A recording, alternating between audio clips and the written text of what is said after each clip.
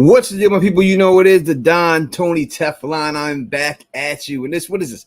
House of the Dragon Season 2, Episode 5 already. I mean, this season just go. I told people that it goes so fast. 8 weeks, 5 weeks in. We are over halfway there right now.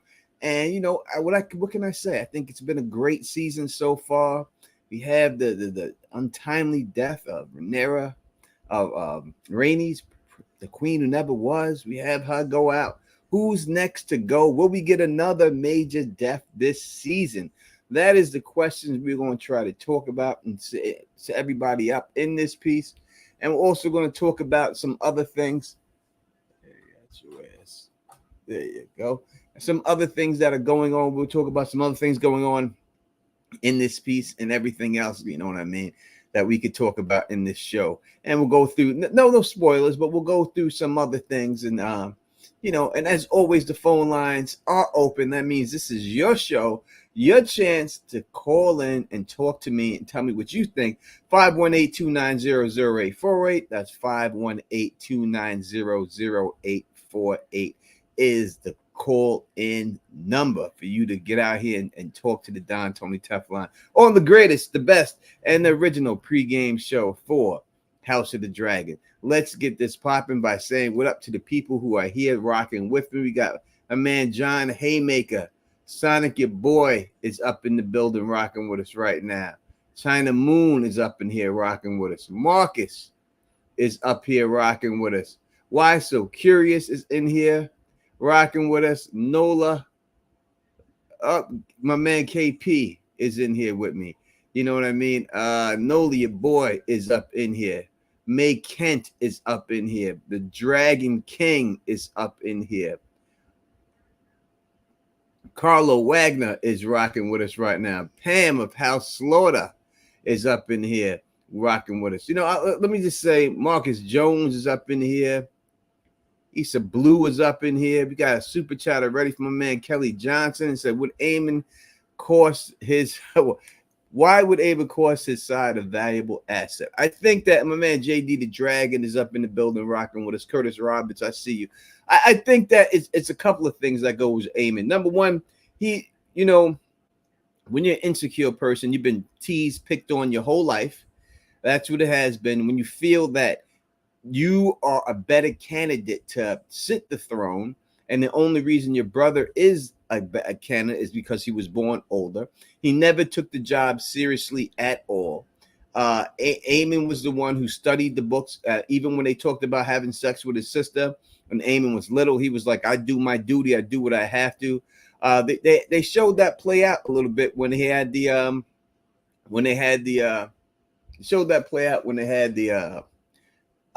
him in the meeting, and he started talking Valyrian to him, and other people couldn't even talk Valyrian, right? He wasn't even able to do it, to say anything back to him. So it just shows that Aemond really took this seriously, and his brother didn't take it seriously, and that is why he feels like he should be sitting the throne. And listen, on top of that, his brother was a dickhead to him. You know what I mean? He abused him when he was young. He was always breaking in. They got the whole pigs thing situation going on and all that good thing. So, it's just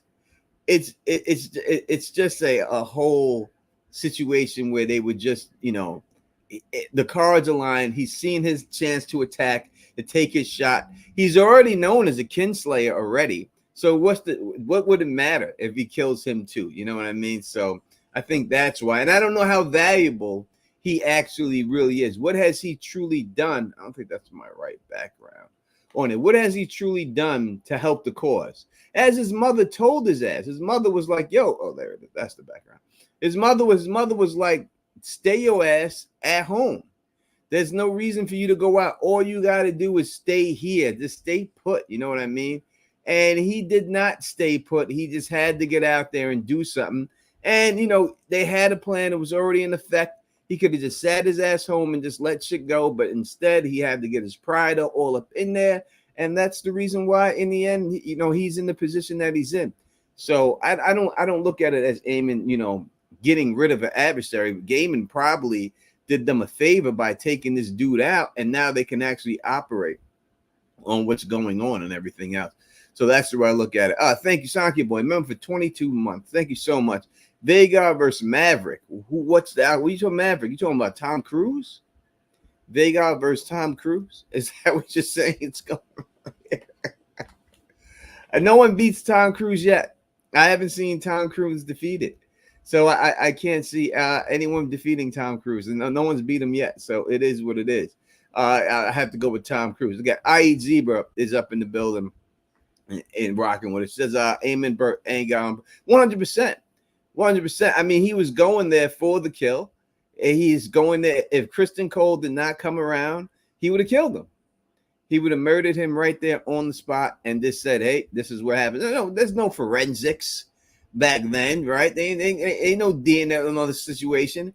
He dead. They ain't gonna look and say, oh, look, that's a wound, a sword wound. They're not gonna be searching for things like that back then. He'd just bleed out, be done, and that would just be the end of it. And Aegon would have probably, not Aegon, but and Aemond would have took over because he was probably the oldest at the time. He's the oldest there. The other guys, kids are too young to take over. They're not going to have Helena sit the throne. So 100% it would have been done with him, and he would have sat the throne, and then he would have had to deal with the children in the end after it's all said and done. Whether he would kill the children, hurt them, or anything else, we don't know. But he would have been on the Iron Throne, and once you get on the Iron Throne, no one wants to give it up. That's just what it's going to be. Joni is asking, do you think we are going to get more big death this week or next week? So when I look, and obviously I've read the books, and I look at the deaths that are the next ones up, and obviously I will not tell you who they are. I'm trying to think. I think you do get one more this season. From the way I'm thinking the story is going to play out. Now, I'm not one of these people who looked at all these spy photos and mapped everything out. I didn't do that at all. I don't truly know what is going to happen in each episode. All right. I get the episodes, but I do not watch them. But so I can't really, I think it should be from what the way as it's progressing, be one more death in this right here. And again, you got to look at how the seasons are going. How is it going, right? The season 1 built up the war. Right now, we see that the Greens are probably in control of everything right now. They got a big win right now that just happened. It's not going to say that from what I've seen, they're setting up the dragon seeds and everything. They're doing their best to set that up. We see that's going to happen. So I can't see it being I don't see them ending it with just like, oh, the dragon seeds, this, that, and the other, and not showing them actually doing anything. So I just don't think that is what it is. Girl Nettles asks, why don't you watch them? Because I wanted it to be like old times when you have something forward to watch on Sunday, when you had that whole week. I can't wait for the show to come out. And when you get the episodes early, you lose that. Like I did it last year, and you lost that. And I found it hard to talk about stuff, come on a pregame show and talk about stuff that I knew happened and not slip up and say that. So I wanted to prevent that from happening. And I really just wanted that feeling back of just having anticipation of seeing that show, watching that show and everything else. So that's why I basically did it and everything else. And, I mean, maybe I know how they did the finale last year. They didn't drop that finale for people to watch until like a day after. Before, I don't know if they gave you the finale. They gave you the one before. I know that. I don't remember if it was the finale, but they didn't give it to you. Yeah. So I just wanted it to feel like that, like the old times and stuff. It's when you get stuff, you do feel special. You feel like, oh, you got these things, and like I was one of the first people who got it, the screeners. And I put everybody on and told people who to contact and how to get them and stuff, And I wasn't trying to gatekeep like when I was getting them. And I wasn't trying to act like I was somebody special because obviously I'm not. My channel's not big at all. You know what I mean? So I told everyone who to contact, where to get them and everything else like that, And that's just what it was. So that's the reason why I don't watch it right now. I don't watch it. Again, you want to speak to me? It's 518-290-0848. KP, you better call me. At least I can always count on you. You didn't call me last night, but I can count on you.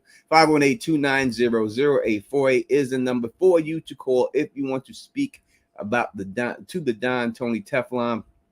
And I'm going to address something right now, real quick, and all that. I would just say that anyone who's here rocking with me, I truly appreciate you rocking with me. I know there's other people that do other things at the same time and all that good stuff. And obviously, you have the chance to go back and forth or watch whoever.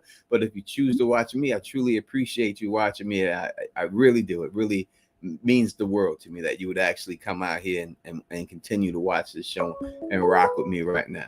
And we got the first phone call is in the building. Let's take this.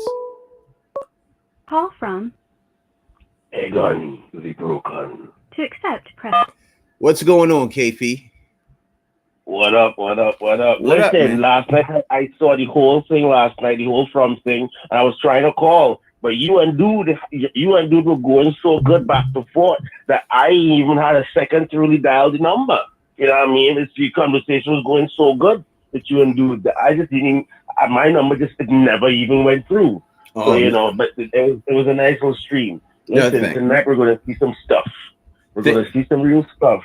All right. I think we're going to see Daemon. Daemon is going to have a grudge because I don't think Daemon is very happy that Aemond is trying to be the number one cool kid in the school right now. Mm-hmm. I think Daemon is mad about that. I think Daemon is also mad that Aemond has 2 kills and he has none right now. He has no kills. Aemond has all the kills. He has none. And I think he's going to probably want to change that tonight. I mean, isn't it his fault though? I mean, the guy's over here hanging out and chilling while they're going to war. He's over there chilling in Harrenhal, eating, drinking. Not even sending a Raven. Not even sending a Raven with updates. Not even asking y'all good? You want something to eat from the gas station? Not even asking nothing like that. He's out in Harrenhal, carry on his own war. Like nobody has and the Queen has no idea what his plans are. The Queen doesn't even know he's meeting with these river landlords and trying to put together. They have no idea what he's doing. So if I were with Daemon, I would be like, I should have been there because I was the one that was supposed to go out there and tussle with Vhagar, not Rhaenys. Not 50, 60-year-old Rhaenys. It should have been big, strong, hard back Daemon and Caraxes. So I think Daemon is going to be. I think he'll be surprisingly emotional when he hears about what happens to Rhaenys. Because even though they did not necessarily have the sweetest of relationships, there was clearly a love and a respect there. I mean, she flew his mother's dragon. You know what I mean? So she flew the first dragon he ever went on. You know, so there's a lot of stuff. A lot of history, backstory history. Do you not think that they're going to do a lot of aftermath this episode? Like we may just get a lot of this, how people feel. I don't know if we're going to, because the way the trailer works, and I don't know if the trailer was telling us about what's happening in episode 5 or if the trailer was trying to tell us what's happening in the rest of the episode. It was kind of confusing because there's only one trailer really. And it looks as though if all of that is happening in episode 5, and episode 5 is going to be the most action-packed episode in Game of Thrones history, not just dragons, just Game of Thrones history. But I don't think they're going to have time to do much aftermath stuff because there's in doing all the aftermath stuff, one side is going to say, all right, they're all grieving, they're all sad and shit. Let's jump out and hit them real quick and take it over. I think Aemond on one side is going to have that mindset, and I think Daemon on the other side is going to have that mindset. And I think even if it is perhaps an unsanctioned attack, there's going to be something that happens that prevents both sides from really getting too deep into their grieving process. They're going to grieve, and they're going to be reminded very, very quickly that ain't no time for that. We're still at war. So we're gonna see what happens. I mean, we know the parties that's supposed to start falling like dominoes from now till the end of the story. I kind of realized that they kind of sped up certain parts and slowed down certain parts. Mm-hmm. So like for example, in the story, the space between Lucerys dying and Rhaenys dying is a lot shorter. In the TV show, it's 4 or 5 episodes. 4 episodes separate them. Mm-hmm. But in the books, if the books were created a TV show, it'd be 1 episode. It happens right after, Yep. So I think that they're going to play with that. They're going to play with the time between important deaths. Some of that time will be compressed and will happen rapid fire, and some of it will be kind of lengthened out, and they'll kind of make you wait for it. But I don't think they're going to. I don't think they can change the order in which these people pass, because the order in which they pass is very important to this story. Yes. The last point I'll make is, again, I'm always talking about sad Rhaenyra. I'm always talking about sad, grieving Rhaenyra who recoils and allows Jace to rule for a particular period of time. I think that happens now. I think Rhaenys' death is what brings it on. And we're probably going to see Jace making some decisions. And as we saw from before, he's becoming hardened. He's becoming respected by the other men in the room. Mm-hmm.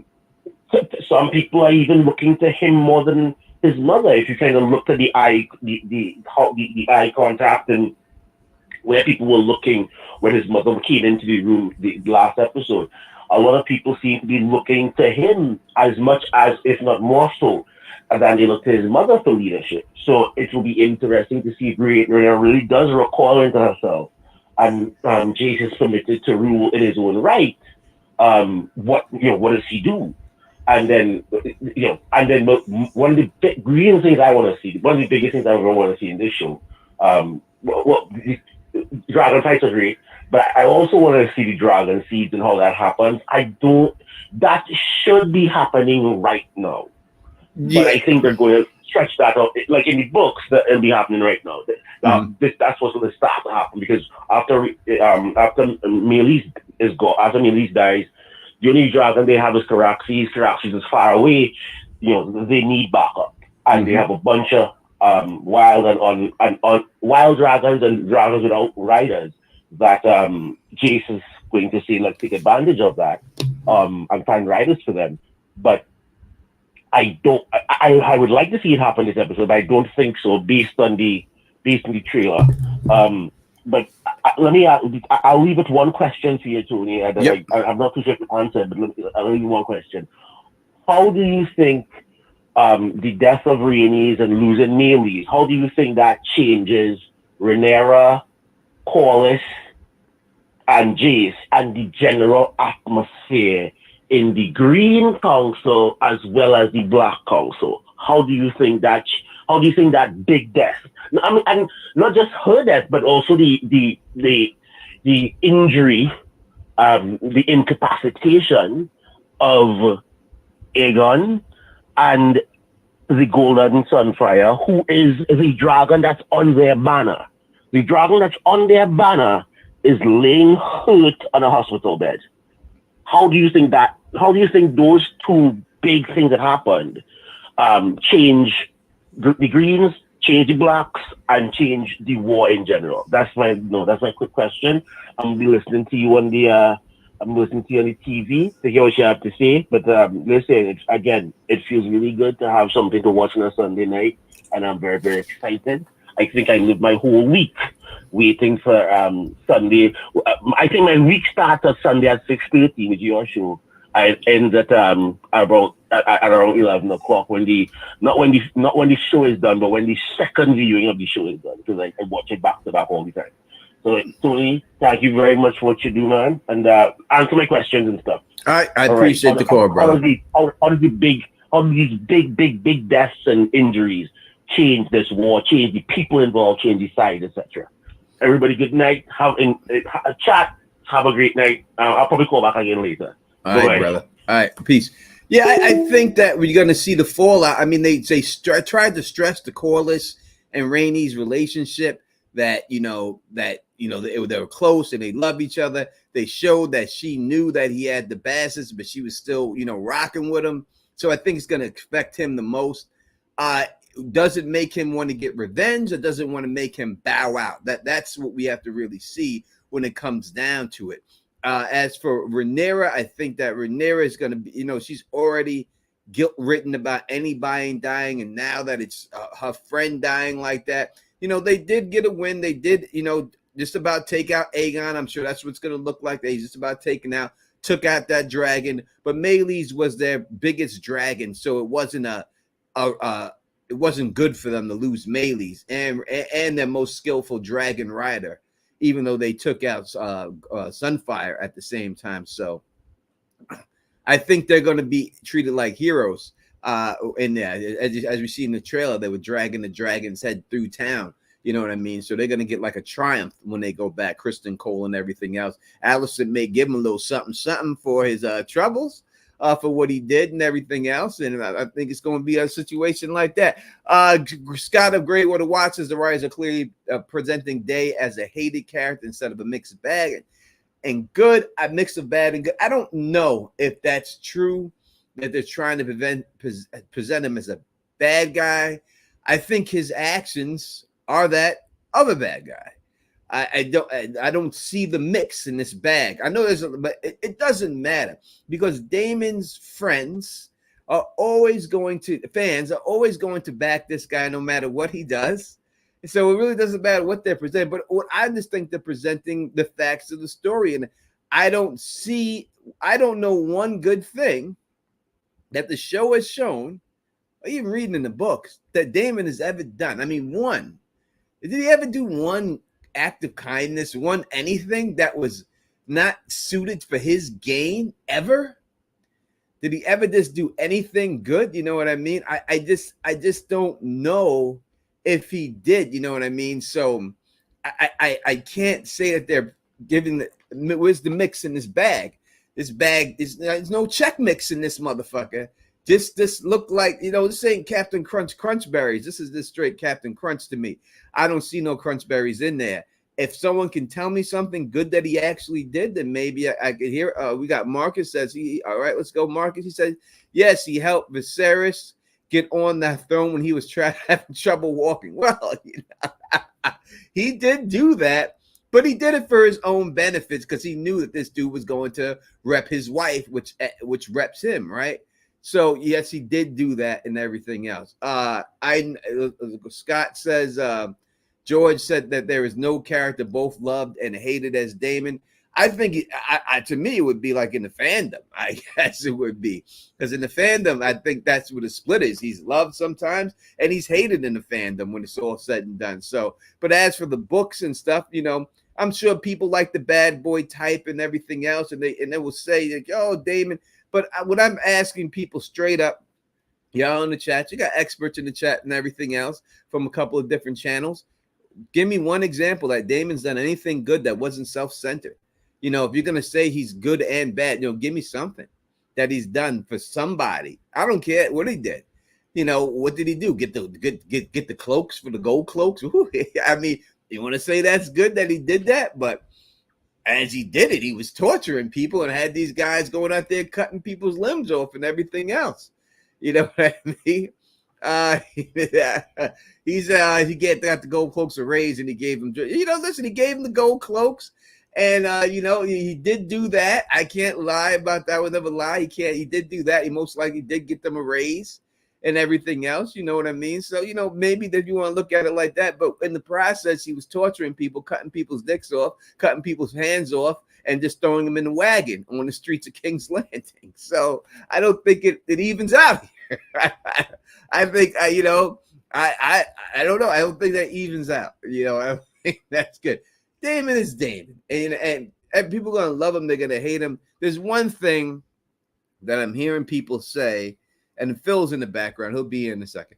There's one thing that I hear people say about Daemon that I just don't, I 100% think is false. I don't understand why this even comes up, how this is a point of contention. But people are trying to say that Daemon is a dreamer.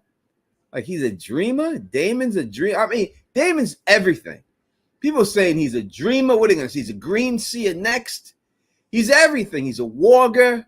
He walks into wolves. Like, you give this guy too much credit for what he is. Daemon is not a dreamer. All right, he's not. There's no evidence in this show that we've ever seen to make you believe that Daemon is a dreamer. They give you the stuff for Helena. They spell it out clearly for you for Helena. Clearly.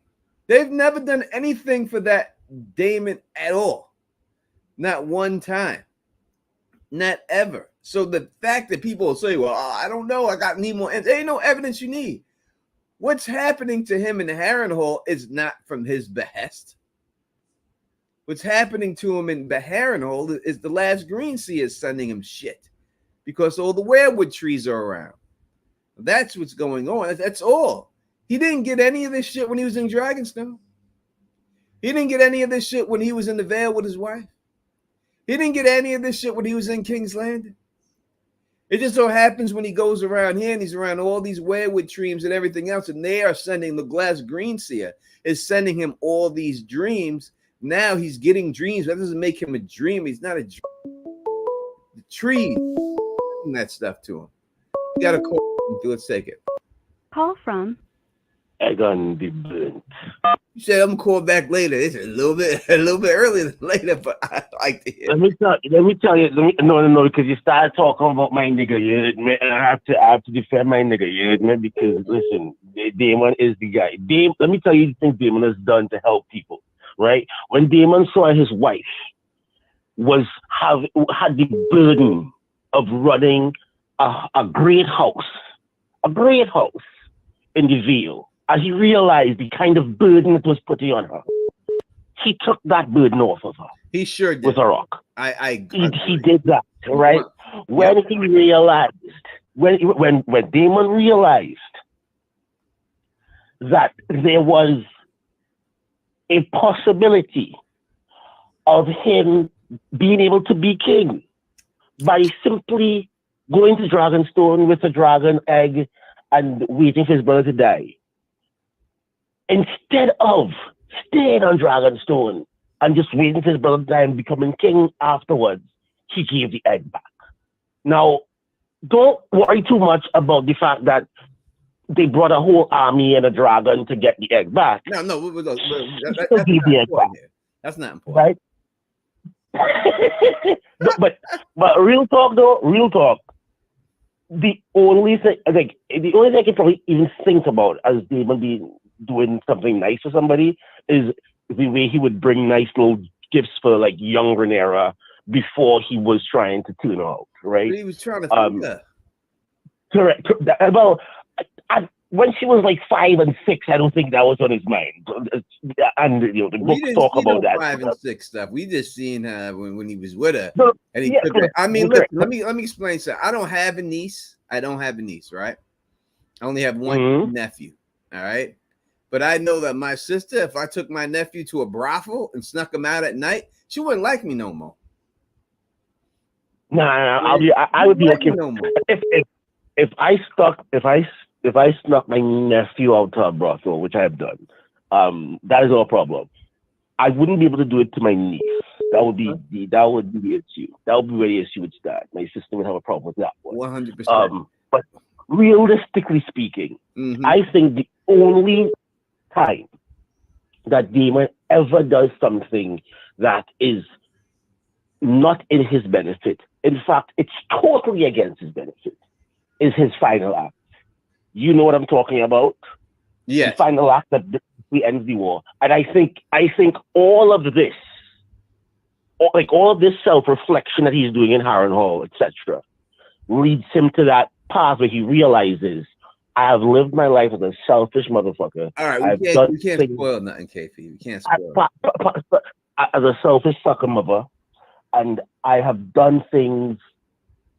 I've done horrible things to people that I've loved, and the only way for me to really redeem myself in my own eyes, hopefully their eyes as well, is by doing the right thing and stemming the flow of blood.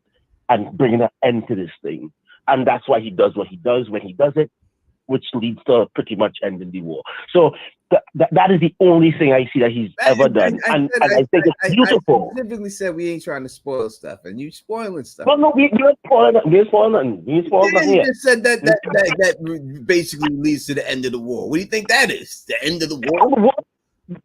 There's a lot of things you could. Maybe he went to.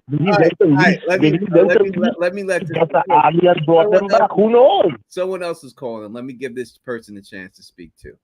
All right, Cody. All right. But the point is, I think it took him this long to realize that. All right, one.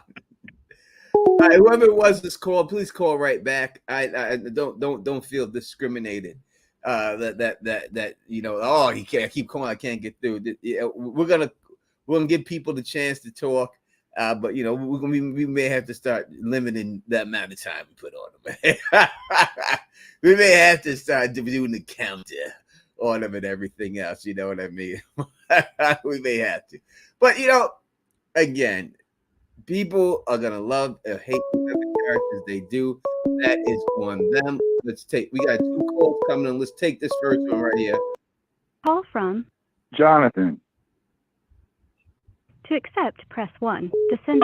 What's going on, Jonathan? 773. Call right back when Jonathan is off. We'll take your call. All right, John, what's going? Hello. Yep. Yeah, hey, it's John Haymaker. What's going on, Haymaker? What's up, baby? Yeah, I wanted to talk about Daemon and Harrenhal. Mm-hmm. Yeah, I totally think Alys is dosing him. Allison? I mean, Alys Rivers, what's her name? Yeah, I mean, listen, this dude didn't want to eat a carrot, but he's willing to drink shit with blood in it. I don't understand that. But I think it's like Weirdwood paste, like the Jojen paste in Game of Thrones. It could be somewhere. He's getting all the crazy dreams. It could be the weirwood paste in there. Inside. I mean, but the weirwood paste was made to open him up and see more. I think more of the shade of evening is what allows you to be more susceptible to people being in your dreams. Yeah, that too. Either one. Maybe a mixture of both. Yeah. No, listen, they definitely showed blood in it. And we know with the Jojen paste, there had to be some blood up in there. So it couldn't be a Jojen paste situation. It seems like it is. Yeah, he's tripping balls all the time. He's like waking up in strange places. He's talking to somebody. You're like, who are you again? Yeah. You didn't know what was going on. He just woke up. His clothes are different. Yeah, we used to call that the Incredible Hulk back in the day. That's what he's drinking. He's drinking that Incredible Hulk. That's what that shit's. Yeah, I heard of that stuff. That hypnotic. In my teenage years. Hypnotic and Hennessy mix. That's. Yeah. Incredible Hulk. Yeah, I remember that. It's been so long since I heard that before. Y'all know in the chat what the Incredible Hulk was. Y'all don't drink that shit too. Well, don't play with me. Don't play with me. I know y'all drink it too. Goddamn it. Yeah, all the time. That's what it is. Yeah. What else you got? He's like, he's tripping because he's seeing his dead wife walking around serving him drinks. Like, what the hell just happened, dude? Yeah, that's some good shit. He's the only one sees that. Yeah, he's on some really good shit doing that, feeling that way. You know what I'm saying? Without a shadow of a doubt. Yeah, like Alys is definitely dosing him, trying to make him see stuff and probably get into his dreams. You know, it's probably her witchy ways, you know? Mm-hmm.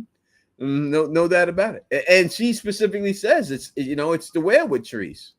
She tells him, it's the weirwood trees. But for some reason, people, Daemon's a dreamer. That's why it's coming. Nah, he's not a dreamer. Don't go goddamn dreamer. You're right. He ain't no dreamer. Yeah, when did you start dreaming? Just when he got the hair and all. I heard this other theory from DJ One, I think it was. Okay, what is that? Yeah, he said that because Daemon brought his dragon with him, right? Yep. And dragons are magical, and that makes the magic of other magic users even stronger.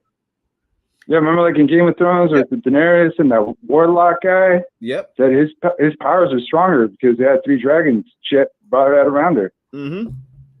Yeah, that's why I was doing like the weirwood magic and the dragon magic. They're bouncing off each other. Yeah, I think he said that the dragons bring magic to the world. So the fact that the dragons are in this world, that the magic is there. The magic died out when the dragons died out. So when the dragons came back, the magic came back. Yeah, definitely. It's like the magic of the dragons, the magic of the weirwoods, and the last green seer all together, just making Day trip balls. Yeah. Nah, he definitely looked like he's on the show Kids. He's on that movie. He's on telly and shit. He's walking around. Yeah, Casper the Friendly Ghost, the dopest ghost you know. Like Casper. Yeah, the bitches all love him because he's Casper, the dopest ghost in town. That's what motherfucker is. He's on the show Kids. That's what he's doing, walking around. Casper, that's who he is. Casper from Kids. That's his nickname. The dopest ghost you know. That's what's up. Anything else for me, bro? No, I'm good. I just want to say what's up, man. I called him before. Could never get through. Well, I'm glad you got nice finally talking to you, you know. Yeah, man. Never heard your voice before. It's good to talk to you, brother. I really appreciate it. I called one time for the Dexter thing, just left the voicemail. Oh, all right. Well, it's good. It's good to hear from you. Let me personally not have you on the phone. Thank you for all the support you've given my channel throughout the years, bro. Yeah, man. Much love between us. I've been watching since Game of Thrones, like 2016, I think it was. Yeah, following your first videos, you just kept with it. Yeah, I appreciate it. I really, truly appreciate it, bro. All right. I'll talk to you later then. All right, my man. Peace out. All right. One. All right, Phil, you ready to go? I guess Phil's not ready to go. I guess with Phil's ready to go, he'll be ready to go. But yeah, definitely looks like some type of way with the pace, you know, with Jojen's situation with the blood. We definitely look like dude. I don't know if y'all seen that movie, kids. I don't know if you have ever watched that movie, kids. Damn, kids fucked my life up when I was. It fucked me up, kids. Let's take this call. Call from Marcus Jones. What's going on? You're rocking with the Don Tony Teflon. Tony, what's good? What's good, Marcus? You doing all right? Yes, sir. Yes, sir. Good. I'm glad to be here. I'm glad to see everybody in the chat today. I can't be on for much longer, but I just wanted to come on here and give a call in and support the show. I have 2 to 3 points that I would like to go over as briefly as I can, because you know me, I tend to start getting on a spiel when talking about one thing, but I'm going to try to keep it brief as I can, you know, but brief to me is a very relative term, as y'all know. But one of the things that I wanted to highlight from the last episode to the next one is that it's going to be really, really sad to see Corlys and Baela grieve over Rhaenys, especially also with Rhaena not being able to be there because she's going to the Vale right now. So imagine the look on her face when she's like, okay, my grandmother's dead, but I can't even be with my sister and my grandfather to support them. And to me, that's really, really sad. Yeah, I agree. I think the grandchildren, all of them, especially after all they've been through, it's going to be really sad to see them grieving. Right, because it's just like the House Velaryon has really, really suffered a lot, even previous to the war, as things were, you know, kind of heating up. And I think that Corlys is going to hit the roof, you know, and I honestly don't blame him just because, you know, that's his wife. And then with him not being able to be around, because I don't even know how, because you remember last season on Driftmark, we saw a lot of other Velaryons from extended parts of the family. I wonder where they've been, you know? Like, where are they? Are they not involved in the war like that? Or what's going on with them? Do you know? I don't know. I think, you know, I was talking to my sister about other Velaryons that survived, like House Celtigar and the Velaryons, just trying to explain it to her. And she was asking, why weren't they in Game of Thrones? Were they around during that time? And I was like, yeah, they were around, but they just cut them out. I think we might see the same thing here with the Velaryons. That's going to show the main people that we need to know to push the story forward. Bridge, are you ready to go? Can you hear me? You ready? Yeah, let me bring Bridge on too. Real quick, keep talking. All right, cool. Go ahead. Check. Test 1, 2. You can hear me? 2, you're in there, baby. We got a call. Marcus is talking right now. Bridge. Yeah, I've been listening to the stream. I popped off when John Haymaker was talking about Bridge. what's happening, Marcus. Can you hear me? I don't think he can hear me. Yeah, can you hear me? he can hear you. I don't know if you can hear him, though. You know what I mean? But he can hear. I don't think I can. Hold on. I'm gonna wait for just a second. Yeah, no, it's I would have to use fills in order for everyone to hear each other. I don't have that technology. Okay. He can Gotcha. unless you had like your Glad TV you're on in the here. background or something like that, then you would be able to hear him or something. Got you. Okay. But yeah, that's my first point is that it's really sad, this news and seeing how Rhaena can't be there to grieve with her family and, Bela and Corlys having to deal with this, as people that were not only close with her, but also related to her and everything. Yep. It's really, really sad. And so I really feel for them on that. The second thing that I wanted to address was I think that for Rhaenys and Melys to not be given like a proper burial is actually really, really sad as well. Even though, yes, they were on the opposite side of Team Green and they're using, they're on their PR campaign part 2, with another death from Team Black. I also think that it's very important as even though the Greens are half Hightower, they're also half Targaryen to at least show that kind of respect for someone that was in their family as well, regardless of what side they were on. You know what I mean? Yep. Like how Rhaenyra buried the Cargill twins, and she did everything she could to give Luke a proper burial. I think that they should offer the same thing behind closed doors because they're still Targaryens at the end of the day. You know what I mean? I agree 100%, but you know what it is in war. You're not going to get anything like that. No one's ever going to give you anything like that. Of course. Yeah, that's true. No, it's just a mess. It's a mess. And the third point that I have, and the last one, is that when it comes to what's next, right? How do you think? Oh, here it is. Do you think that Alicent will tell Kristen about the moon tea? That was my next question. That hell to the Nizzo. You don't think so? Hell no. Hell Why? no. Hell no. How is that well, okay. Let me ask you this. How would it ever go over for any man if a woman came and said, "Hey, just want to let you know I aborted your baby"? That don't go over well. No man not go over well with. No matter what, ain't no man. Well, do you think that Larys you did a good job there, girl? Larys to drive dissent between them? Yeah, I don't see it. I could see it being used to drive a wedge in between them by Larys. Okay, that's what I mean. Probably, yeah, that's probably a better thing. Yeah, he could use that to drive a wedge in between them. You know what I mean? Mm-hmm. But I don't see him. I don't see her exposing that.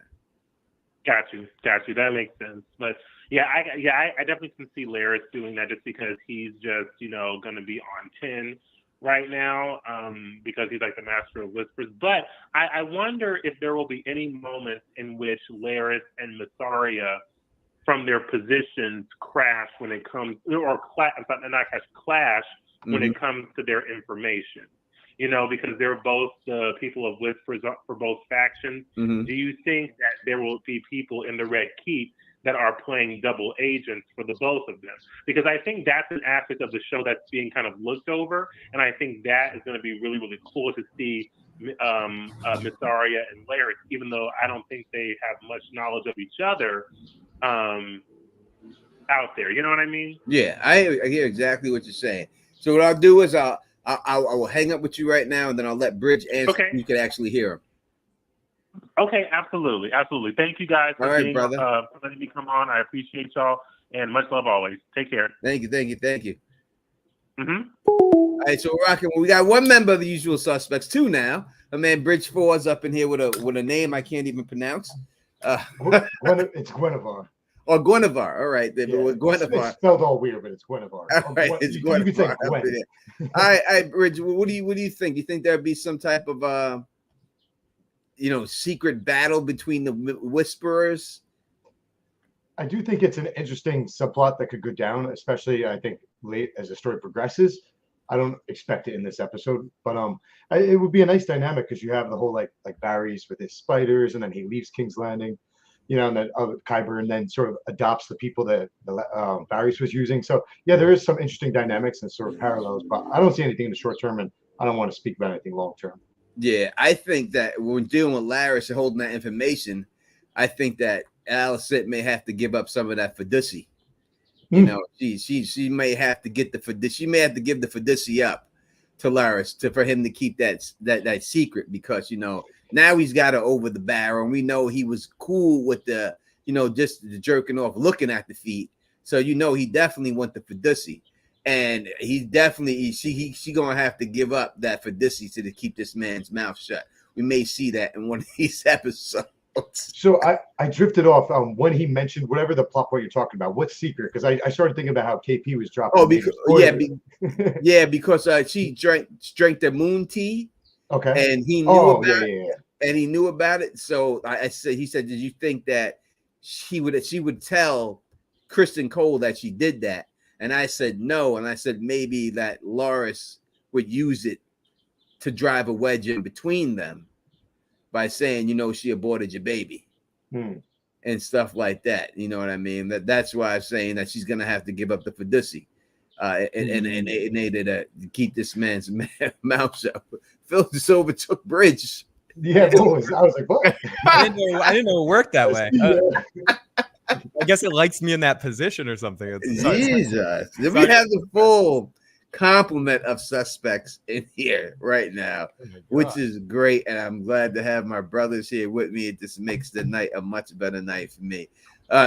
Phil, I've heard your thoughts a little bit. We'll get to you. Bridge, last episode, what did you think about the Battle of Rook's Rest? I loved it. So we're watching the episode lengths, just like you mentioned earlier, how you got the episodes. I didn't get that, by the way. Thank you for last year giving me the contact to get those episodes. But like you said, you weren't gatekeeping. But as I'm going through the episode, all of a sudden, I don't know where this episode's going to end. At one point, I hit pause or hit the up down button to see how many minutes are left. It was like a 57-minute episode. There's 14 or 16 minutes left. Like, really, they're going to do it in this? They're going to do Rook's Rest in this? And they nailed it, man. I was worried going into it that it wasn't going to live up to, and it exceeded my expectations by far. I guess I got teary eyed. I really got teary eyed because I love Rhaenys. I love the Red Queen. I love the Queen who never was. Especially, I believe I only watched the episode once, the night of, but I believe she turned around twice. That first time that she turned around, oh my God, I wasn't crying, but I was getting teary eyed, man. I loved it. I loved everything about that. They did a great job. Phil, what do you think about it? I mean, a lot of what I'm just going to reiterate what Bridge just said. I thought it was incredibly well done. It takes a lot for me. I mean, growing up in the Star Wars age and seeing the foundation of CG and characters, computer characters fighting computer characters, it takes a lot for me to be emotionally invested in that. And as much credit as I want to give to the main, I think I heard you talk about this a little bit, Tony, as much as the credit I can give to the main series of the dragon fights that worked and all that stuff. This was the first time I can almost remember in any CG kind of thing where it's CG versus CG, and I felt it. I felt it like I'm watching King Kong Bundy versus George the Animal Steel in the ring. The immovable object meets the irresistible force, in the center of the ring. Gorilla Monsoon. Gorilla Monsoon. That was my favorite. But listen, Breen, it's the movable object meets the irresistible force. Yeah, I always quote that. I'm like, oh, it's Gorilla Monsoon is the greatest play-by-play guy of all time. But and I know some people like the other guy, the second guy that came after him. But to me, I'm with WWEF. I'm Gorilla Monsoon and Bobby the Brain Heenan are the pair, and Jesse too. But then with what Bridge too, the second, for me, it was the second time Bridge. The first time I'm like, okay, because I knew what was going to happen, from the story, knowing what's going to happen to her in that moment. And the first time she comes back, I'm like, okay, here we go. And then the second time I'm like, leave, get out of there. I'm like, and I knew what was going to happen. And I was invested, I was watching, the NBA draft lottery. I'm like, come on, no, get the ball there. And that's just a credit to the way that the episode sort of just the way it was framed, the way it kind of slowly got you in. It wasn't exactly what I expected. Last week, Tony and I were talking a little bit. I thought it was going to be a full Blackwater episode, or but it was better because it ended up being a snowball rolling reverse uphill. Now, Phil, it's not better than Blackwater. It's not better. What I mean is the framing of the episode. If they had done the whole episode, I don't mean it's a better episode, Tony. What I mean is the framing of the way they did the episode was a better choice than have the whole episode be the battle. Yeah. If the whole episode was the battle, it wouldn't have been as effective as the way that they started out with sort of the groundbreaking. Still, to me, the Blackwater is the best battle episode in Game of Thrones. I think it's the best episode in Game of Thrones history, Blackwater Bay. I agree. Everybody in the chat, real quick, put in what you think is the best episode ever in Game of Thrones. Put in the name. Bridge, what do you think is the best episode in Game of Thrones? Can I plead the fifth so that you don't get mad? No, please, just say it. I would just like to hear what you have to say. I love The Long Night. The Long Night, you think is the greatest episode of all time? Because it's not even like, because it's a function of everything that happened before, not just in the story, but in my relationship with the story. I occasionally go back and watch The Long Night. It's a great episode for me. I think that. I know you hate it. I think the reason why I like Blackwater was because they showed you the beginning, the middle, and the ending, and it was just all the interactions leading up to the war, how the people felt the emotion of them being inside of there. You got the Cersei and Sansa scene inside there. You got Stannis and them coming up there and all that. You know, it was all that build up, and then Davos like, they want to play drums, and they play the drums, and then you got the wildfire scene. The big wildfire thing. I don't know. For me, somewhere those are very close, and it's an arguable thing. I'd have to really think about season 4 as a framing device, but Tyrion and the trial and all of that. I'm trying to think what else happens in that episode, but that scene is so good. Him like, I should have destroyed all you people, and then the turning around, I request a trial by combat. Like the way that all leads up and the music and everything, that might be my favorite scene in Game of Thrones history. Just that one moment. So that might be my favorite episode vis-a-vis that scene. But oh God, you both make excellent cases for your particular episodes. I would say it's somewhere in the Viper, Tywin, Tyrion thing. Somewhere in all of that is my favorite Game of Thrones season 4. Red Wedding. Red Wedding's close. People are saying that Red Wedding. I remember I did this with who was on there with me. I know. Dave Lightbringer was with me. It was me, Dave Lightbringer, and somebody else. We did best episode of Game of Thrones. We did a debate. Me, him, and someone else did a debate. What was the best episode of Game of Thrones? Were you in that, Phil? I know. Maybe. I mean, the Cersei blowing up the Sept episode. I know it was later in the show, but that was a really great episode. Absolutely. It has so much build up to everything. The Hard Home is almost top notch. It's hard to go against Hard Home. Yeah, the premiere episode is really good too, as a first episode of Game of Thrones. The Battle at the Wall. Yeah, the Battle of the Wall. The thing I liked about the Battle of the Wall was the one camera pan that he did, and they showed everyone fighting, and he went right across the whole thing with the pan, and then panned right back there.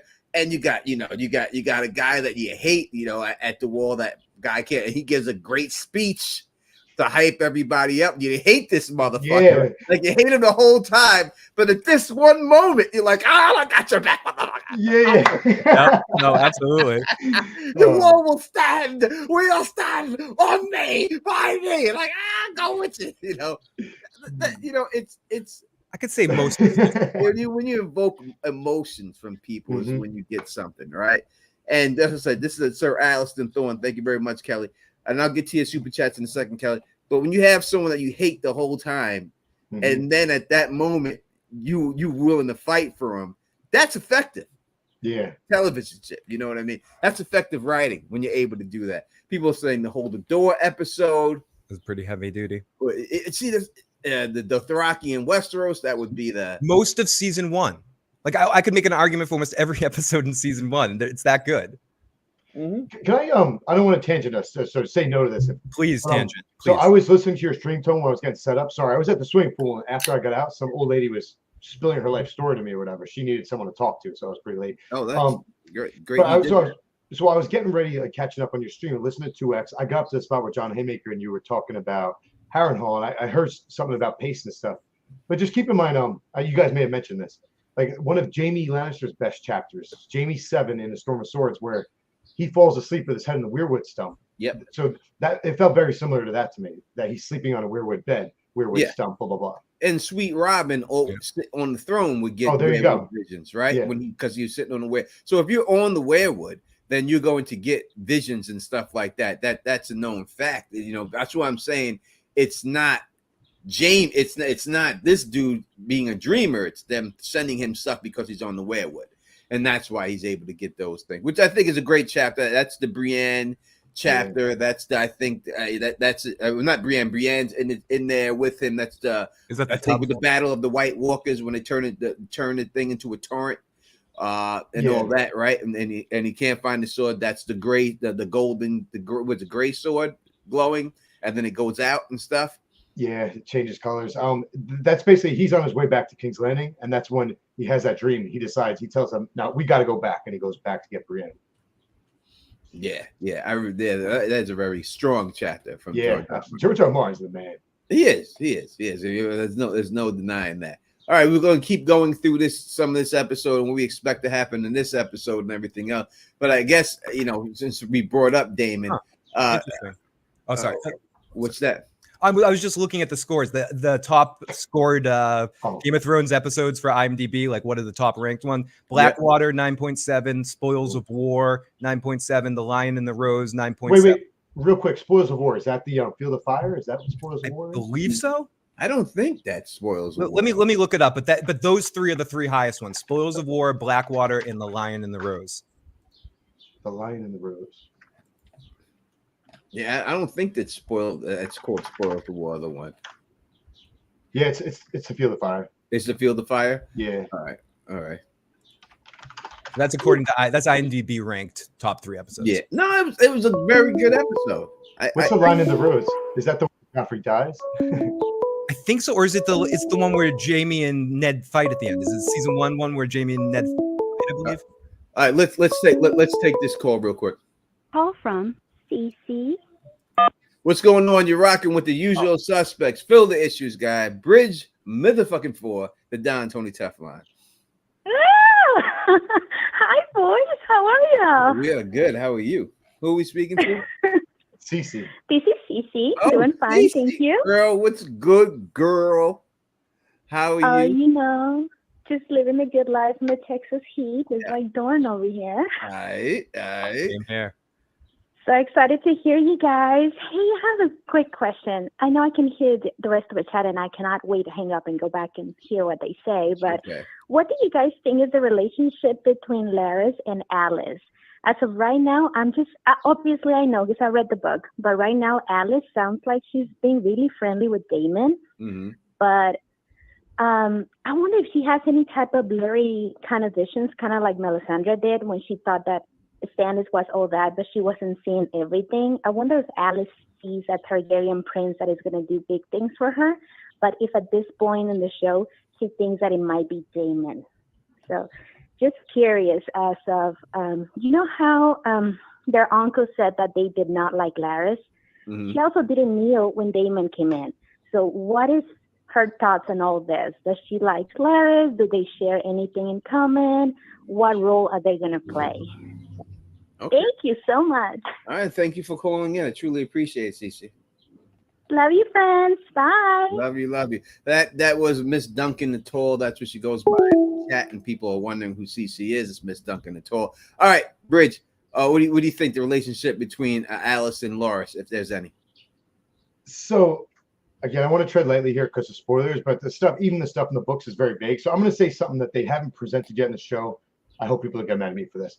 There's sort of there's a mystery around this girl, Alys Rivers. Some people think that she was like the wet nurse for like Larys and Harwin. Some people think that she was their mother. Maybe like there's a lot of like, was she the wet nurse for them? Was she the wet nurse for their father? Like, she's young, but how young is she? There's maturity to her. Like, and then people who have speculated with the books, like there's this idea like, is it Melisandre? I've done a detailed analysis of it, and I came to the conclusion that if I had a bet, no, it's not Melisandre, but in my heart of hearts, I want it to be so bad, and I refuse to live a life where I don't live a life of hope. So right now, I'm hoping it's Melisandre. That's where I stand with her. I will say this: in this episode, in the trailer, they always had this chick with a red hood on walking by, and that was in this episode. So we'll see if she walks by and turns her face into this other person walking by with the red hood. Oh, so real quick, again, I only watched this episode once, so correct me if I'm wrong. When I was first watching the episode, it seemed as if Daemon was walking up and then he saw like a young Rhaenyra, right? So that reminded me of something that happened up at the wall in the books. So this didn't happen in the show, but in the books, Melisandre appears near Jon Snow and she looks like Ygritte for a second. Sounds like Ygritte. So she's sort of like, not even like using Ygritte's face or something like that. But so all of a sudden I was like, holy crap, like Alys Rivers is doing the same thing. Like she's reflecting herself to be someone. But then it turns out, correct me if I'm wrong, everything that Daemon saw, he wasn't actually walking around. It was all within the dream, right? With the weirwood. It was all within the weirwood dream. Yeah, okay. All that stuff was in the when he was there, when cuts the head off and anything else. And I put a video out there and I got a lot of bad feedback from people, but I don't care. Saying that, that is possible. I didn't even say that it was, but some hints we're getting here from it is that it's possible that maybe Daemon is the father of Rhaenyra. And people went all crazy about it. But I think they did give us a couple of hints that maybe that could be it. That is the case. I wish it wasn't. I hope it's not, but it may be. In the end, he might be her father. I mean, what would he have to do to be her father? He just had to sleep with her mother. And that's it, right? And Daemon is someone who we know is not impervious of slinging that dragon around. Right? Yeah, he lets the dragon fly, Daemon, right? And he's spitting fire, and that's just the way it is. And he's not against getting drunk and doing something to spite his brother either. Even if it's not for spite, he just do it just to do it. He ain't got to hate his brother to do it. He just do it. There's brothers who sleep with their brothers' wives and don't hate their brothers. Just can't pass. Can't take the past. Just do it. You know what I mean? That's just what it be sometimes. You know what I mean? So we'll see. We'll see if that's the case or anything else. I think they hinted a little bit on it and everything else. We gonna see what's going on. Hey, real quick, Tone. Yep. So your conversation you had earlier before I came on about Daemon, and you had mentioned how he's both, according to the legend, he's both loved and hated, blah blah blah. Yes. But then also people are trying to connect that with being a good guy or bad guy, blah blah blah. And you're like, I just see a bad dude, right? Like loved. Those are two different topics. Like loved and hated. Like a lot of people love bad people. You know what I mean? So yeah, it's like he's loved by people in the fans at Tourneys because he's a badass. He's loved by the Gold Cloaks because he's out there hooking them up at brothels and stuff. So he's loved and hated for different reasons. It's not the same question as good or bad or whatever. Real quick though, one thing that's you're kind of good. Correct on that. Yeah, and one thing that's kind of good. It's not a huge thing though. So at least in the show version, where him and Rhaenyra have effectively pretended like they killed Laenor, and they haven't ever gone to like Rhaenys and Corlys and been like, listen, this is what really happened. They're sort of preserving his secret at the expense of looking like they're murderers. And I think Rhaenyra's sort of gotten out of the clear on that, but then basically everyone still thinks that Daemon is behind that. And he's kept that secret for Laenor's sake so that Laenor can go live his life by himself and be who he wants. It's a little selfless acting. I hear you. Let's do this real quick. Call from Scott of Greywater Watch. All right. To accept. What's going on? You're rocking with the one and only Bridge 4. Phil the Issues Guy, the Don Tony Tough Line, usual suspects. Who are we talking? Hey, Tony, this is Scott of Greywater Watch. And y'all were just commenting on my post and everything. Man, I respect y'all's opinion. It's fantastic. He is both a douche and a badass. So I just think the writers are presenting him more as a douche. Are the writers presenting him that way, or is that just what the story is, man? It could be. It could be exactly what you're saying. They left out Stonehenge, though. They have. Listen, it's not a 100% direct depiction of him. I will concede to that. But I also believe exactly what Bridge said, that, being a nice guy and a good guy is the difference between being loved and hated. And people can love and hate someone for totally different reasons. Oh, absolutely. What I do like the show is doing is the dagger prophecy. Yeah. And Aemond, I wonder if he can read that of the dragon fire. The god Aegon was so hot that he could read it. That's just kick ass to me. Yeah, I like the way they brought in the dragon prophecy on the dagger. I thought that's something that I don't mind. Like when they make changes that work to me, that's fine. It doesn't have to be verbatim whatever we see in the book. You know what I mean? You can add something like that and make it work. So I definitely like that. Yeah, I think it's more flushing out and like staying true to characters. So I see what you're saying, and I think they do a really good job at it. I agree with you 100%. I'm with you on that. These guys can't comment until you hang up, unfortunately. At the time. All right, well, not a problem. I'll hang up. All right, I'll let them Thanks, comment. Thank you for calling. I really appreciate it. All right, so how do you guys feel about like the dragon prophecy and everything else like that? All right, wait, let's take this call. Then we'll come back. We'll take this call. Oh, they hung up. All right. I like it, Tony. I like what you say. I think when it works, it works. I mean, everyone always talks in the original series about these scenes, but I think everyone likes the Tywin and Cersei stuff. Not Tywin, the Robert or the Tywin and Arya, or the Robert and Cersei stuff. I was gonna say both things, but it conflabbed in one because thank you, Weed. But it is. The way the Jamie and Ned fight went in this show versus the way it went in the books. I thought they did it better in the show, where they actually, were in combat. But so when something works, it works. I like it. I like being surprised. But certain things get me a little bit, like if those really were Dany's eggs, I don't know if I like that. Just throwing Dany's eggs mixed in. Like I think there's a step too far with the member berry things. But I do think this show tends to usually walk the line pretty well. When they put them in, it's for its justified purposes. But the eggs kind of got me a little bit. I'm like, are those Dany's eggs? Please don't tell me those are Dany's eggs right now. Yeah, I think they were going for that. What do you think about it, Bridge? Yeah, I won't rehash. We've gone over this in previous streams. I absolutely love it because, like I said, going into this show, I had always thought that Aegon had found a prophecy and that's why he conquered. Turns out, at least, let's pretend that this is George R. Martin's original plan, which it may have been, that he was a dreamer, or at least someone around him was a dreamer.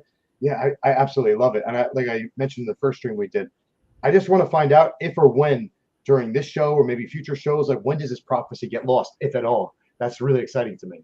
Yeah, I just think they're going about it the wrong way. I mean, if the prophecy is only on that one knife and you got to heat it up to see it, you can't put it somewhere else, like on the scroll somewhere. I mean, something, a backup. Something, I would think you would put it somewhere. Like I understand there's secrets, government secrets, right? President's United States, he knows certain secrets, right? And every president knows. I think there's a thing called like the Book of Presidents that only the presidents get to read and everything else. But the book is there, and everyone does know about it. Okay. So if you had to, the motherfuckers could read it. It should be something like that, I think, more than this big secret that only a couple of people know and how to find it and stuff, Yeah, I guess also in terms of the prophecy, I'm trying to pull the screen back up. The fact that even though it's probably not true, the fact that I want Alys Rivers to turn out to be like a Melisandre, that layers into the prophecy. And you might say what is she doing there? It's well, right now she's speaking to Aemond, who's got the biggest dragon alive. So that's one thing that Melisandre might want to do. But yes, I absolutely love this prophecy. And just going into the show, we all felt like we knew the story completely. Then you have things like Laenor and stuff that's ooh, that's a nice twist. Or even just the way that season 1 ended, oh, this is more tragic than I thought, right? Now you layer in the prophecy. They're taking what I thought was a great story and making it even better. Props to all the writers involved. That's what's up. Here's our family. Thank you so much for enjoying the Thug Mug. I appreciate it. Been rocking with this Thug Mug for 7 straight years. Got cracks in it. Still going. Not giving. It was given to me by a really good friend of mine who was usually in the chat once. She ain't been in the chat in a while, but she sent this to me, and I've always rocked it, and I always will until I can't rock it anymore. So, Tone, now just in hindsight, especially knowing what happened at the end of the last episode with Rhaenys, they really gave her, they developed her character. In the beginning of the episode, personally, I love Catelyn Stark. I know a lot of fans don't. Yeah. But one of her biggest flaws is her relationship with Jon Snow, or her lack thereof, and her. Yep. And whereas Rhaenys, at least in the show version of the story, when she was speaking to Alan, let's say, she realizes the right thing. I'm not spoiling anything, right? No, go ahead. Keep going. Yeah. So she realizes that he's a bastard. that he's a bastard of Corlys, like that she's like, you're so handsome. It must have been a beautiful. Your mother must have been beautiful. Like, man, Rhaenys is cool as hell, and then she went down. Yeah. And then Corlys comes over and she's like, I know who he is, asshole. I'm not an idiot. And then also, didn't she?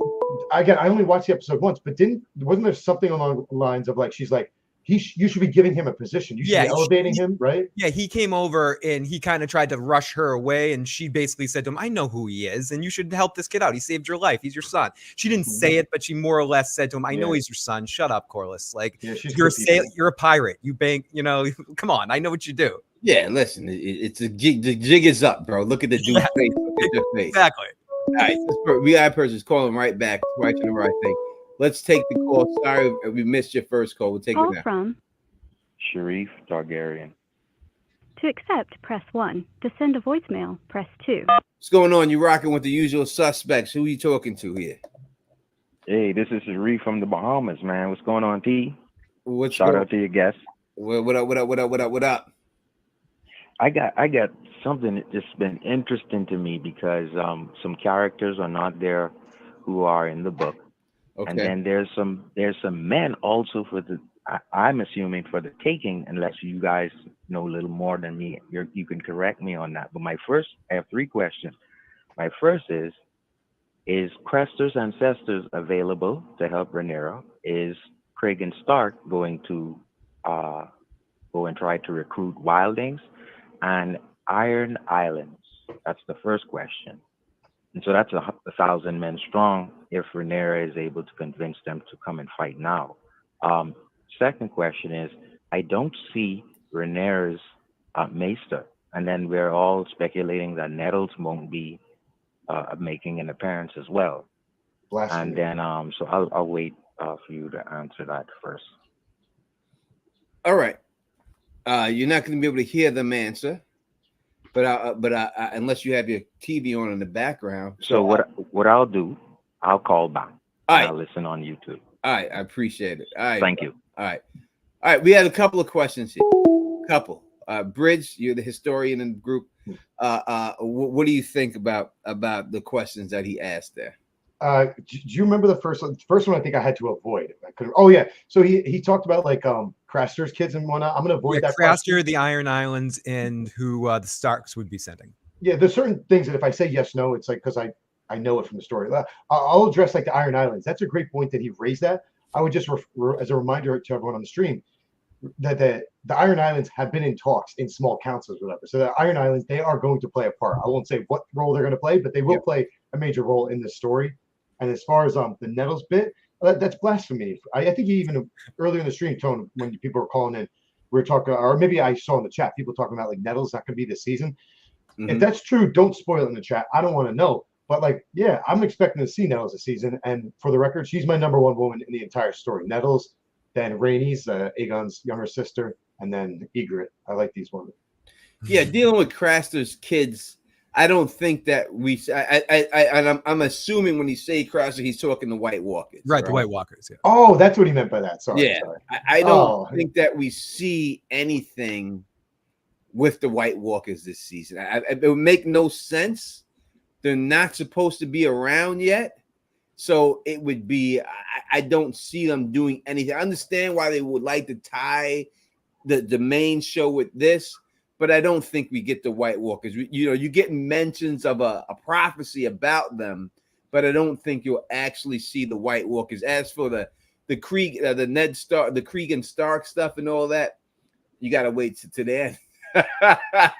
They will eventually make their way there. Wait, hold up. So I see like Winter Ashar. Sorry, I wasn't saying you hold up. Just this is really going to get on my nerves. Winter Ashar says, I'm going to be disappointed if they really do not put Nettles in. I just don't want to believe it. Like, is this a topic? I would not even think that this is a question. It is a topic. Yeah. I mean, that's kind of what I was going to say, that I can't believe there's actually that vibe out there that they might not do Nettles. That would hugely surprise. No, that's ridiculous. Nettles is 100%. It has to be. Yeah, has to. I'm expecting to see her tonight. I'm going to go out tonight. A lot of people are saying that they could give Nettles parts to one of Daemon's daughters and just stick it in there. I saw that with like Baylor or something. Come on. No, it's not happening. Knock on that. Nettles tonight. Let's go. Wouldn't be prudent. Wouldn't be prudent at this juncture. Nope. And what you were saying, Tony, I'm not sure if we're going to see White Walker stuff at all on this show. I could see them maybe try to tie it in a little bit with Duncan Egg. Maybe we'd be the first time we see anything with White Walker stuff again. I don't know how they'd fit it in there, but I feel like that's where we'll see it somehow, maybe with some association with Bloodraven and that kind of stuff, or before he's Bloodraven or whatever. I don't think we're really going to see too much of Craster's kids on this particular show. Yeah, and I agree with this, what you said, girl. Now, as soon as they made the Valerians black, I knew there would be no Nettles. I have thought that myself many a times, that when they made the Valerians black, they didn't have to have Nettles in that for that reason, because they would have their black dragon riders. No, they but will. I do. I'm going to be pissed if that happens. I'm going to be really. I'm going to say they're going to bring in Nettles. Let's hope they do bring in Nettles. She's very important. Yeah.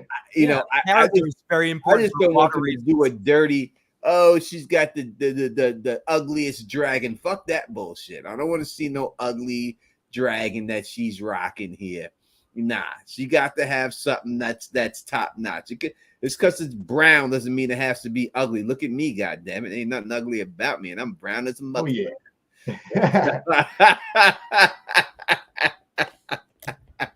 So nah, it don't have to be, but I definitely can understand. I mean, she plays could you give it to his daughter? I mean, if Daemon is sleeping with her, then no.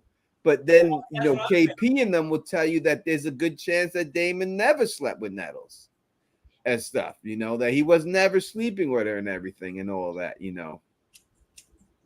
So we'll see. We'll see. But yeah, it is, Bridge. There is a factor. A lot of people thinking that Nettles may not be in the show. So Nettles, I didn't exaggerate. She's literally, I know she's a little younger, so I sort of put that out of my mind when I say my top women in the story.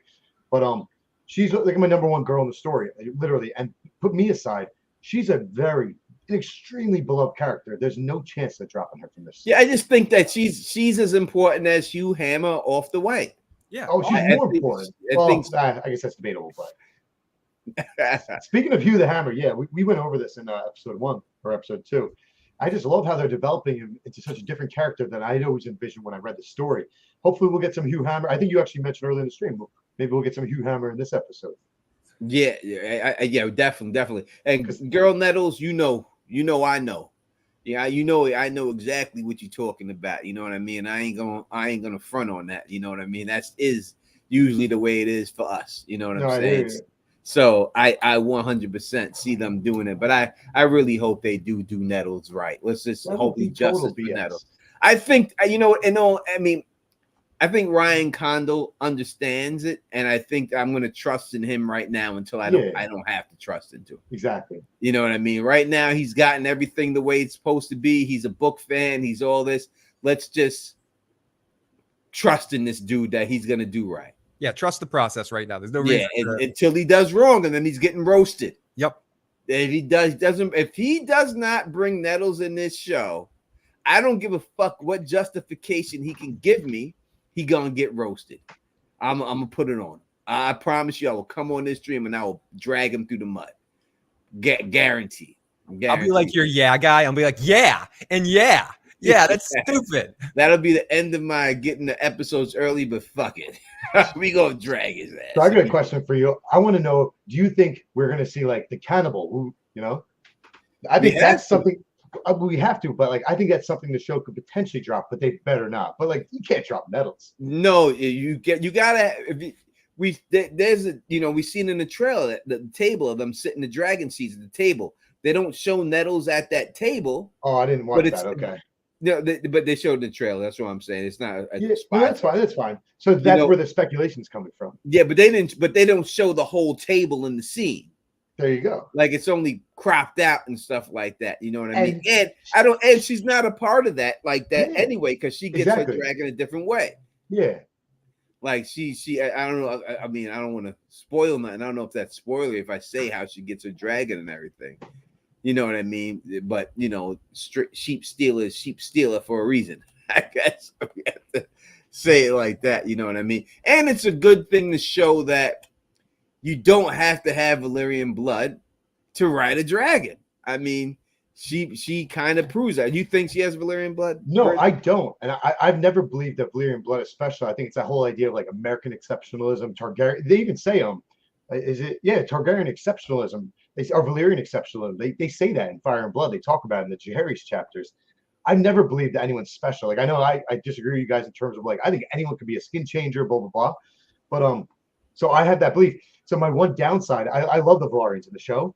My one downside about their race is that now it's like, okay, now you can do speculations into whose bastard was she. She has Valyrian blood. I'm like, no, this would have been proof that you don't need Valyrian blood.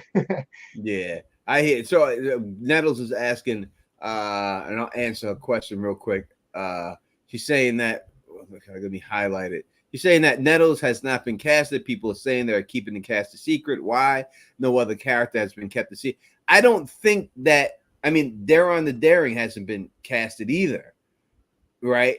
Like we haven't seen him. He's not casted. So, but they did bring. Twice. They did. He was mentioned. Mentioned once. I think twice, there's no reason to mention Nettles, though. You know what I mean? There would be no reason to bring her name up at all. And everything. I think they bring in the dragon seeds, they do that whole storyline, and then Nettles does what she does on the low, and then she comes in that way. You know what I mean? I think that's the way it's gonna go. I'm just gonna we're gonna hope for the best here. Let's take this. Let me just say this is a little bit off topic, but I love that y'all do a pregame show. We love that you are watching. Real quick, we're gonna talk about something real quick. I want to get Phil's opinion. Bridget, if you have an opinion, but I know Phil will. Shannen Doherty passed away today. Yeah. 90201, Charmed. I didn't watch a lot of her stuff, but I know Phil. I did. Knows. So Phil, will you please give me a synopsis of Shannen Doherty? How it makes you feel? Well, first of all, it's been just a weird couple of days for things like that. I also have to say, Dr. Ruth, who, for all of us with, I mean, you can talk about Dr. Ruth too. For all us kids, like listening to Dr. Ruth talk when you're a kid was like naughty. And then of course, Richard Simmons, who, touched a lot of people and helped a lot of people with that sheer energy and, whatever you think about Richard, like he really helped a lot of people. But with Shannen Doherty, she's just one of the most amazing folks. She's been doing a podcast recapping 90210 lately. She started 90210. She was kicked off 90210, quit. She also quit or was kicked off Charmed. So she kind of always had the impression of being hard on set, but she's just someone that really demands high quality work.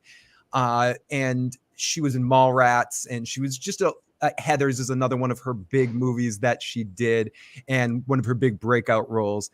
She just has an amazing warmth and personality. And I met her at a con once. She's witty and she's hilarious. And she's unlike a lot of the other 90210 cast members who have like a cliquey, weird attitude, like Jenny Garth and Tori Spelling, who I love in their own ways, but they're kind of weird. Like Shannon's just a knock around, awesome, kind of like no holds barred. And she's had this diagnosis. She's had the thing. I've had the thing. The same thing. She passed away from something I've had as well. Not specifically, but the C word, and like battling that.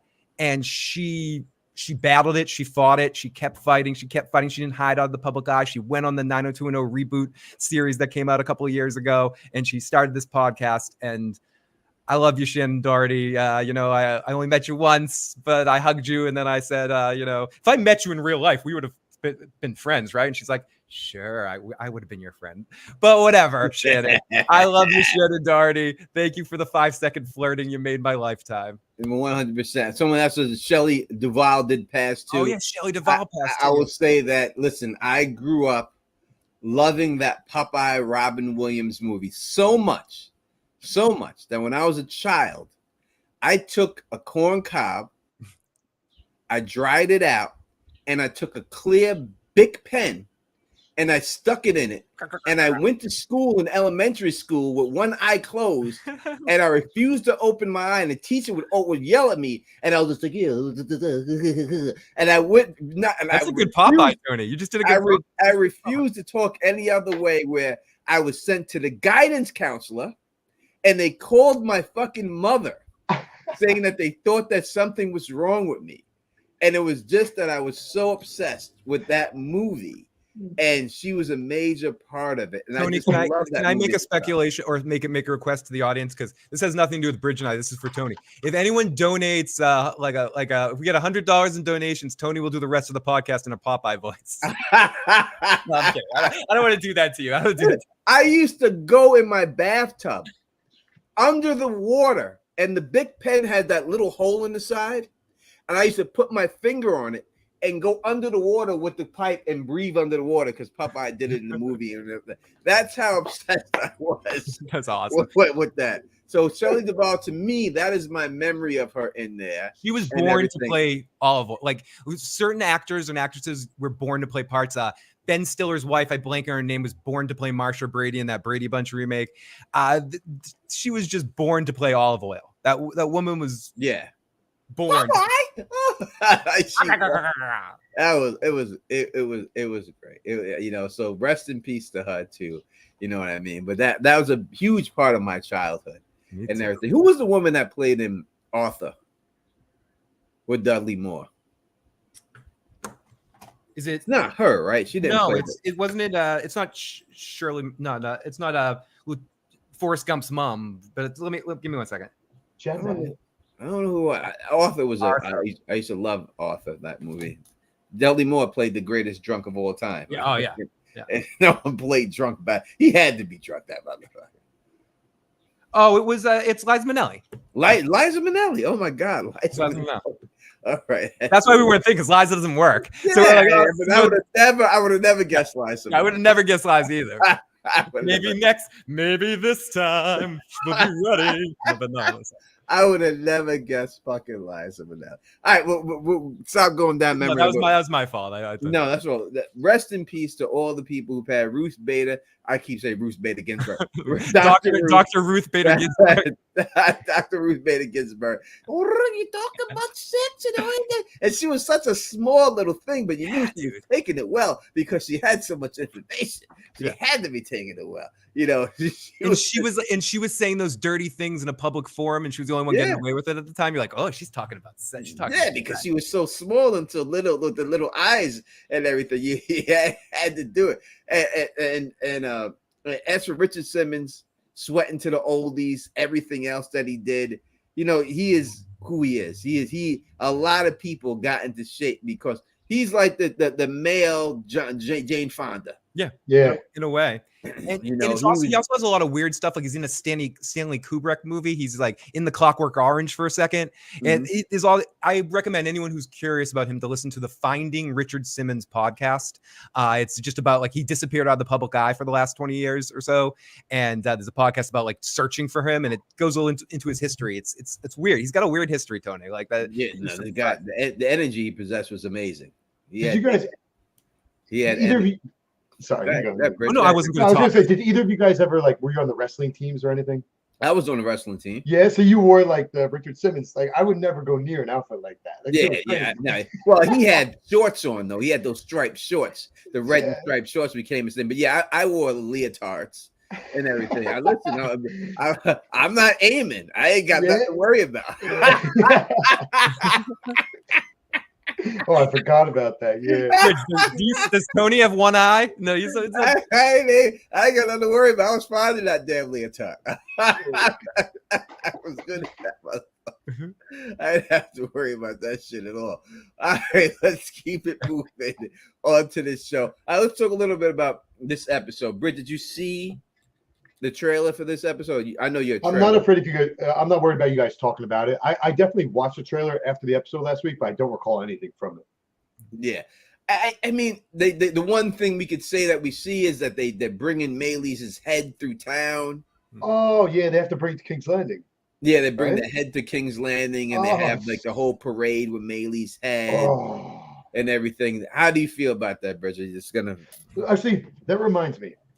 So I've got this weird relationship with Dragon Body, right? Like if I could be a dragon rider, damn well, I'm going to be a freaking dragon rider, right? But I have this relationship with, at least with these dragons in the story, that I don't like it. I think even Danny and there's people in the story, it's like dragons are not slaves. They're speaking about Targaryens, but it's like they are slaves. You're bonding them. You're controlling them. You're bringing them to war. These poor dragons are victims of what you guys do. So I hate it. But then you have you see relationships between someone like Rhaenys and Meleys. Like Meleys was down Meleys wasn't like a slave going into fight. Meleys was like, yeah, let's do like it was almost like Meleys was showing the same compassion that Rhaenys does, and it's not surprising because they sort of do have a partial soul swap. But it's sort of like it eats away at my like. I like to hate on dragon riding, with the exception of Nettles, because it just seems wrong in many senses. At least what they make the dragons do. But then you get these examples of Rhaenys and Meleys where you're like, yeah, they can have. They're one. You know what I mean? They're one. I feel that way when I see the Amish people with these horse and buggies around my way all the time. Like I feel like, why do you have this horse pulling you? You know, and then your horse is shitting all over the place. And I'm like, the horse is shitting because it's scared because all these fucking trucks and shit are passing it. And that's why they're doing it. And why would you, when we have technology, why would you still be able to do that? But I'll say this real quick before let's lead you right in here, Phil. We did see a really good dragon bond with Aegon and Sunfire. Oh, dude, yeah. Funny you say that, Tony. Like I was literally gonna say that too. That was one of my favorite Aegon scenes. With it loved him. It like went up to him and was like, ooh, it's so sweet. He's drunk as shit. He's like falling all over the place. But like the dragon Sunfire's reaching out to him, and it's like, did you really know I was gonna go there? Because that's literally what I was about to say, Tony. No, I told you I was leading in. Phil. No, you did. That was like, yeah. I'm sorry to cut, but like that literally was what I was about to say. And then the other thing was the thing that just made me feel was great. I get to be reminded of the Grey Wind thing again, of like, you know, the dead head being pranced around in some ways, and the emotional energy of it. But yeah, Bridge, I agree with that too. There's some stuff like that with Star Trek eventually with warp drive, where they find out that the warp drive is hurting space and they have to not do it as much, and it becomes this whole sort of thing about how there's actually this weird thing about if they go too fast, it's actually ruining, killing these life forms and stuff. Mm-hmm. And so there is something comparable there, analogous with the feeling of the dragon stuff. But I feel like this show has done even a better job with showing occasional bonds, like Tony was talking about with Aegon, or as with Rhaenys as well. Yeah, so I guess, and one thing to keep in mind though, that I guess I find annoying with the dragon bonds and stuff and the wars that come, without getting too into spoilers. Just think about some of these dragons have had previous riders. Some of them have had multiple riders in the past. So someone like Vhagar, that was written by Laena. Now it's like Daemon's on one side of the war. Daemon, even though we just saw them in Pentos in the show, Daemon and Laena, like they've flown the world together. So like Daemon has a relationship with Vhagar. Now Vhagar's on the other team. So it's just, there's so much like if you look into the history and lore of these dragons and their past, and then possibly the souls of other people living on inside these dragons, like Laena inside Vhagar right now, it just makes the war even more tragic. Yeah. And I think that's important to reiterate what Rhaenyra was, the change in the sense of what they did with Rhaenyra's character to make her try to find every other option before dragon faces dragon, and reiterating that several times in the foreplay for this war of when dragons fight dragons, something I forget the exact everyone burns or something like that. I might be getting the quote wrong, paraphrasing it, but it's and they remind us of that quote several times, and they show Rhaenyra going, oh, I don't want the dragons to fight the dragons, when all the other people that don't get the bond are in the room going, just send the dragons in, I'll just burn them all. And Rhaenyra's like, no. And I like that they're showing that weight to a certain extent, Bridge, to kind of, even if they're not going full into that, to give us at least a wink to that or something, you know? Yeah, and this is like when you see Rhaenyra searching for a son, and her son is dead, and her dragon's child is dead too. Like Rhaenyra's dragon was the mother of her son's dragon. So they're both at the same time. Oh, yeah. Witnessing their kid being dead and stuff. So that's why you hear the dragon go, ooh, too. You can take the call, never mind. Call from. To accept, press 1. To send a voicemail, press 2. Deny. Nope, that was a setup. They were trying to set up. Go ahead, Bridge. I was joking when I said it tonight. Yeah, and that scene when Cyrax screamed out, it reminded me of the times that Drogon screams out. And to me, that's always been a reflection of Dany's pain through Drogon. And so I did that in my video. And then some of the comment sections like, yeah, but that was potentially Cyrax's child too. So I still like to think of it as Rhaenyra's pain reflected through Cyrax. Because then, like, let's say, for example, speaking of the cannibal earlier, we were talking about him. Like, the cannibal has a history of eating not only eggs, like hatchlings. It's eating Cyrax's hatchlings and Vhagar's hatchlings. And it's like, has Cyrex ever done anything? No, Cyrex hasn't. So I'm not sure if they have that mother-daughter or parent-child relationship, but it's certainly open to interpretation, and I dig that as well. Yeah, 100%. And you believe that dragon riders have a type of warging with the dragons, the riders? Yeah, I think there's a partial soul swap. Like, I think there's evidence. Like, okay, in season 1 of House of the Dragon, because there's plenty of stuff from the books in the upcoming show that are going to be even more evident that there is a bond. But even in season 1, I loved it. Like Daemon, when he went down there to the Stepstones the first time, they're shooting arrows. He raises up his arm with the shield, and then Caraxes at the same time raises up his wing. Then Daemon gets shot in the shoulder, and Caraxes lets out a howl. That was Daemon's pain coming through Caraxes. Pretty gnarly. 100%. All right, we'll see if they answer this. Call from Elisa. All right. To accept, press 1. What's going on? You're rocking with the Don Tony Teflon Bridge for Phil the Issues guy. Usual suspects. Who we talking to? It's Elisa. How are you all? I didn't answer the call the first time because I didn't say nothing, and a little suspect. Oh, I didn't say anything. No, it's nothing there. So I was like, I don't know if this is Sorry. trolling me or something. I don't know. No. It was just ringing on my end. Okay. So I apologize. Okay.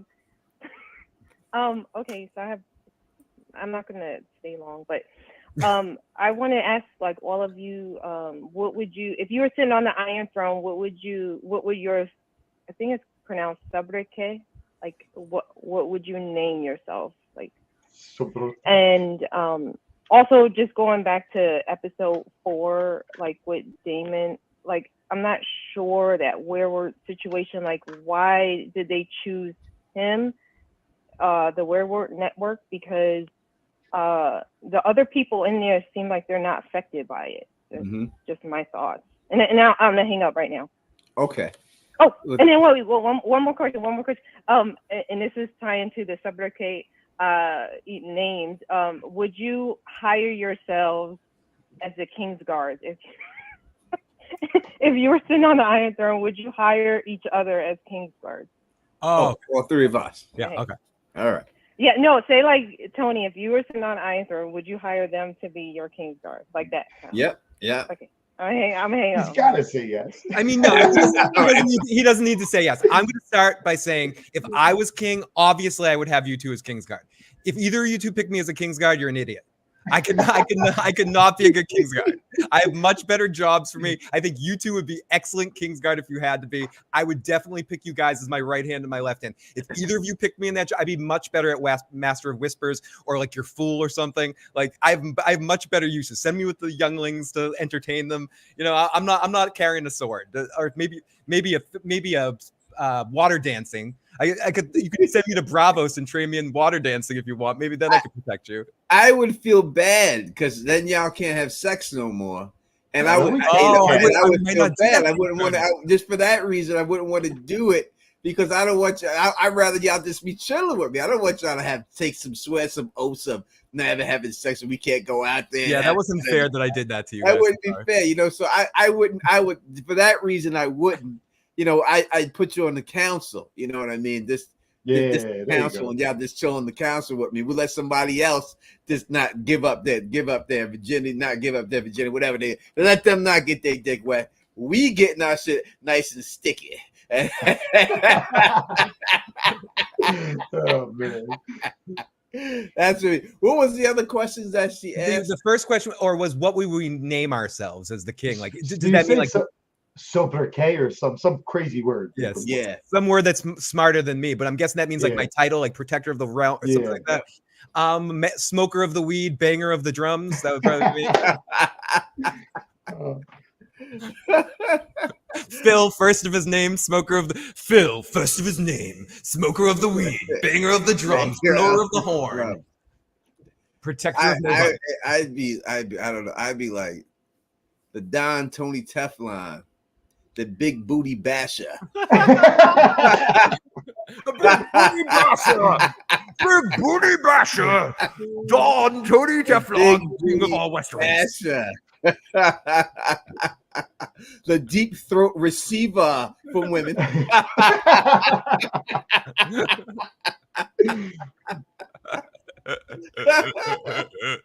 Sorry. You made me Eddie Murphy laugh, Tony. It'd be something like that out. I don't know. What would you do, Bridge? No, I wouldn't. I don't have a funny answer because I'm not a funny dude. It's funny, like Aegon when he was like Aegon the Magnanimous. I'm way too selfish to ever have that position. Like, don't get me wrong, I love people. When I interact with them, I try to do well by them. But I just love being alone way too much. I've got no time to roll around. You guys, good luck, everybody. I'll be all right. I hope you guys are all right. I'm going to be out there looking for. I just want a dragon. I'm like Rhaenys. I want a dragon. I want to listen to music and just fly around. So the sky, you'd be like Aegon. You'd be the dragon cock. Bridge dragon cock. Kevin the selfish. Kevin the selfish. See, you're funny. That was funny. Until the big breast lubricator. The skateboarding king. That's what I'd be known as if I was king. Guarantee it. That would just be it. It wouldn't be anything else. And the other question was with the Harrenhal Daemon. Why Daemon? Like, why isn't I think the question was why not everyone else? My thing with that is, do you see everyone else's faces there? Phil, sorry. Can you expand? I missed the question. I think the question was with Daemon and Harrenhal having the visions. Why is the weirwood net picking Daemon, not the other people at Harrenhal? My response to that is, do you see all the faces of the people at Harrenhal? They're all having those visions. It's not just Daemon. We're just following Daemon because he just got there. Yes. Everyone is being fucked by Harrenhal. Part of my language. I think it's because the bed he's sleeping on is a weirwood bed. I don't know how many of those are at Harrenhal, but it sure is. Yeah, and I think that, again, if it's, you're dealing with my theory that there is no Bran, there is no Blood Raven, there's only the last Green Seer who body snatched them both. I think Daemon is very important in his plan, and that's why he's going back in time and talking to Daemon and giving him these visions, because he needs Daemon to do certain things. Again, if y'all ever look at my theory and you go back and you listen to what I'm saying, that this person, the last Green Seer, has body snatched Bran, he's body snatched Blood Raven, he's been living in their bodies. Think of it like he knows the White Walkers are going to come and kill the whole world. And if you ever watch Marvel's like Endgame and you've seen Doctor Strange look back into time, and then he goes, I look back at this battle 1,000,000 times and we only win one way if it goes one way. An Endgame. That's he's done that. And he's looked back and seen them lose all the way, and everything has to break right this one way in order for them to win it. The final battle with the White Walkers and the Children of the Forest end up on the Iron Throne in the end. And I think he's manipulating everything in the past to end up this one way. And I think that's what it is. Yeah, it's because I don't buy into that, but I'm going to feed something into your theory. Because what's interesting about weirwood visions and dreams is like normally, like the acorn is the tree, is the oak, is the stump. That's why, like, when you see through the eyes of a weirwood, you're seeing the past, present, future, right? And then green seers can eventually see beyond weirwoods and see out the eyes of everything, right?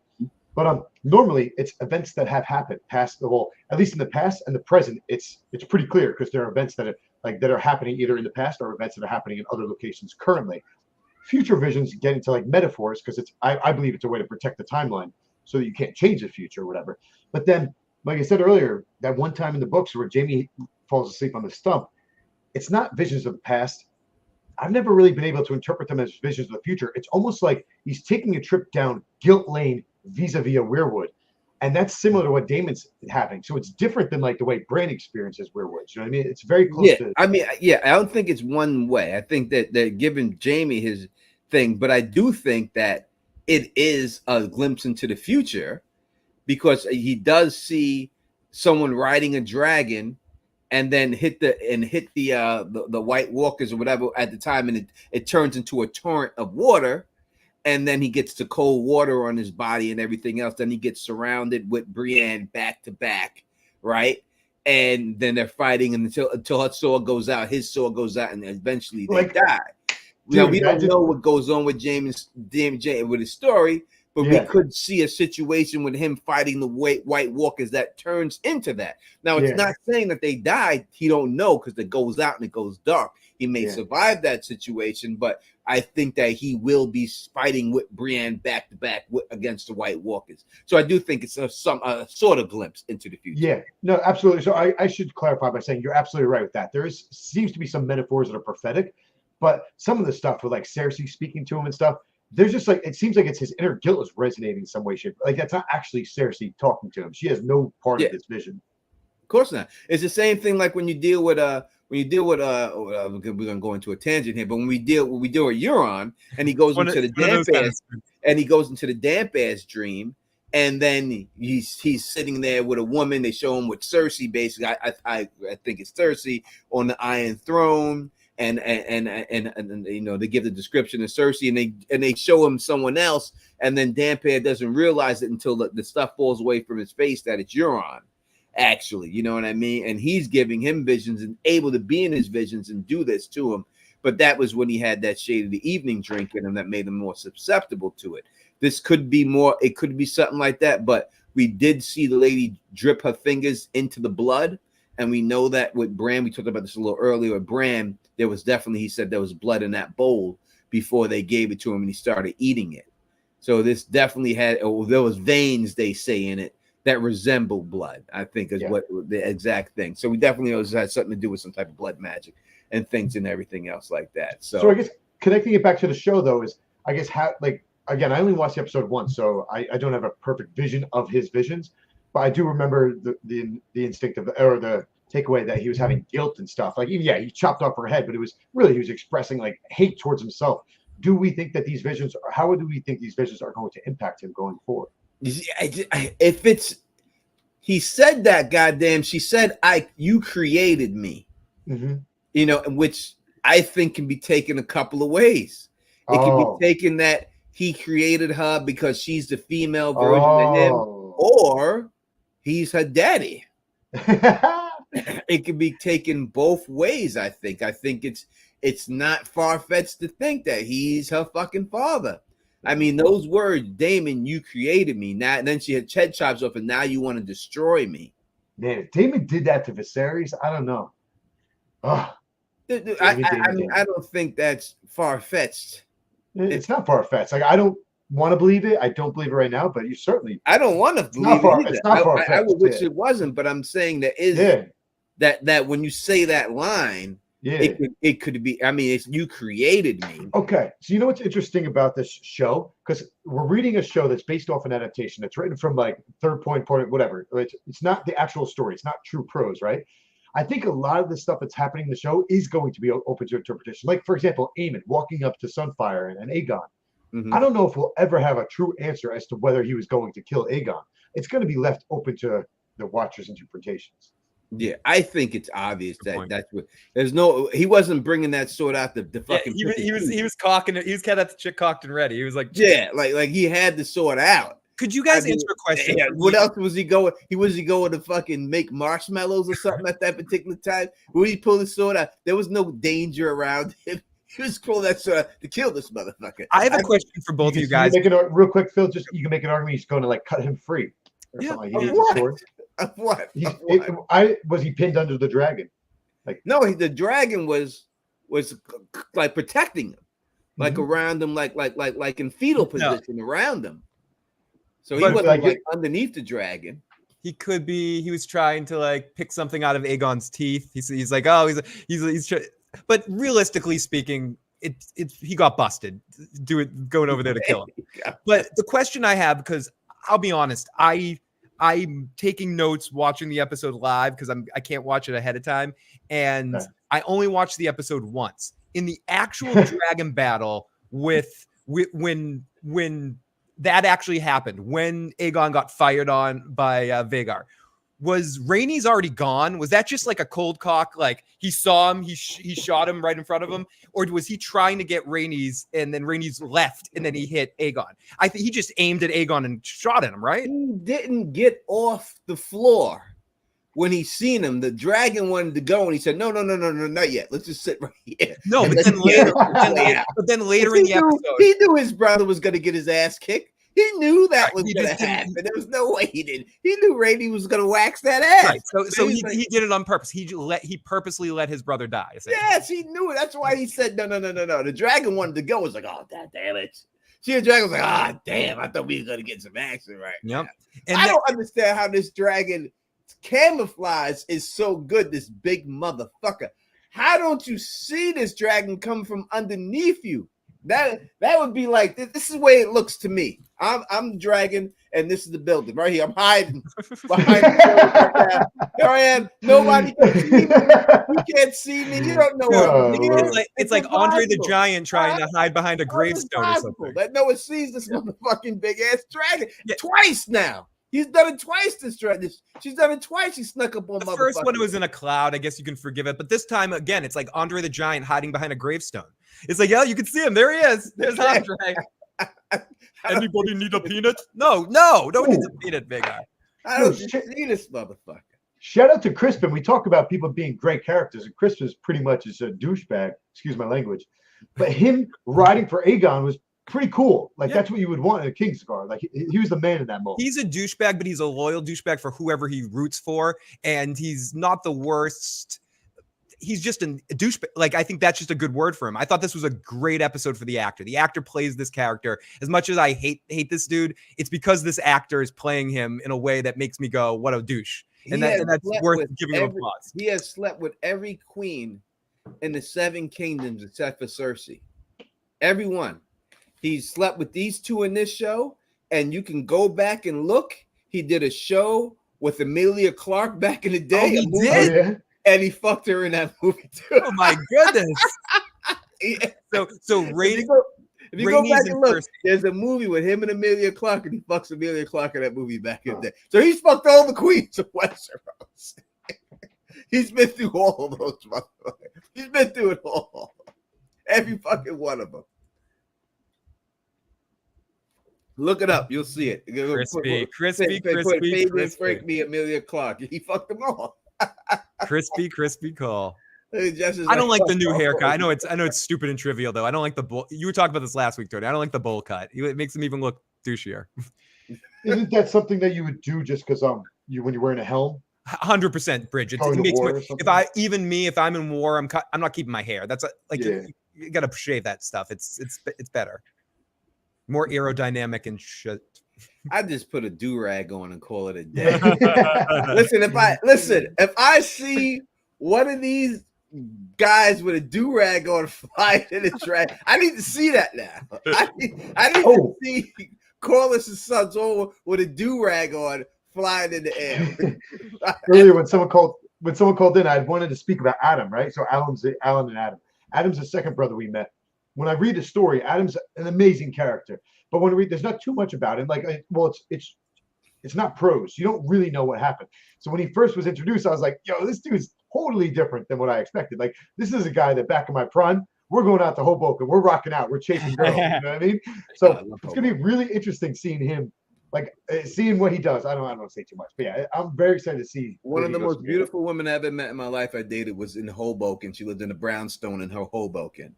Oh yeah. Oh yeah, it was an amazing time in my life. I met her. I'll tell you, I met her real quick. We gotta get out of here. But I was at Madison Square Garden, and it was a Crisscross concert back in the Crisscross. And the lights came on, and when they came on, Kid from Kid and Play was in the balcony, and everyone was rushing him. And I knew Kid because he lived around my way. He moved around my way. I had a bunch of rappers that lived in my neighborhood. They moved that when they made a lot of money, they moved to my neighborhood. And he was there. I was with my man Scott, and we had just played basketball against him, and he busted me and my man Scott's ass, him and his bodyguard. So we ran over there, and then he looked down. The bodyguard looked down. He looked at me, and he goes, "That's that little motherfucker who was fouling me the other day. Get your ass up here." And he pulled me and Scott up to the balcony, and we sat and watched the rest of the show with him in the balcony. And then the chick was down there. So I was like I was somebody. I was like, yeah, I got you. That's nice. And that's how I bagged her up. Sometimes you can't touch this. That's what it was. That's how I bagged that chick from Hoboken. But nah, she was gorgeous. Yes, I fell in love with Hoboken too. I actually said that if I could live anywhere else, I would have moved to Hoboken because it was such a beautiful neighborhood. Yeah, it really is. Anyway. So Adam, though, I'm pumped. I think maybe we'll see him in this episode because in the books, I love the character, but he just comes across as like very serious. I think a guy like this guy is the actor's a very charming guy, right? He has a lot of energy, a big smile, and I think he can pull off the same plot points with a different character than I always envisioned. I'm pumped for that. Yeah, I think we're gonna see the dragon seeds start to come together in this episode, like the initial works of the plan. It's got to be. I think that comes down. Someone asked before, do we get another? Let's not say who or anything like that. But do you believe we get another major death before the season ends? Oh, that was the big one. Do we get another major death before the season ends? Will they do that this season? Oh, I'm sorry. I just shouldn't have taken me a second. Yeah. Right. They end, they end the season with that. I don't want to say what, but they're ending the season with that. I don't even think it's I guess it could be moved into finale. I think it could be before finale for sure. Maybe second to last episode. Maybe it could be a crazy finale. But yeah, no, 100%. People are gonna die. Everyone's gonna die. No, I'm just kidding.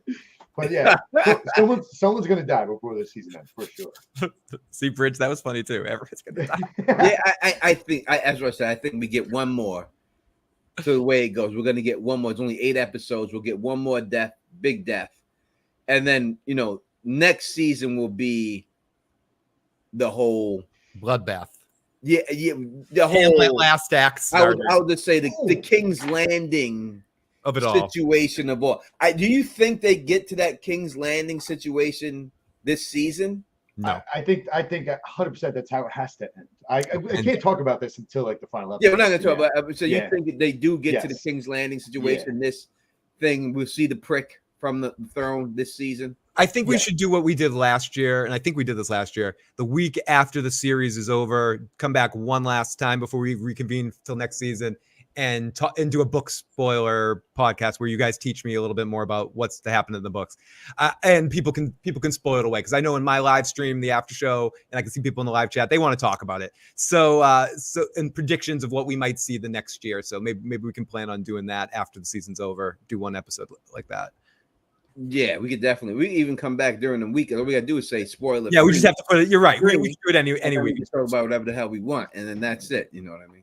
You know what's real sad though, as a feedback from because I always say I'm not team black, I'm not team green, I'm team small folk. But then I watch this episode, I get teary eyed with Rhaenys and Meleys. Meanwhile, thousands of people are dying down below, and I'm not shedding tears for them. It just sucks. Like me as a viewer, I'm just as irresponsible as all these Targaryens are to the people that they're supposed to be ruling. Well, I think it's that you have a more emotional connection because you know more about them. These guys just randomly walking around the set.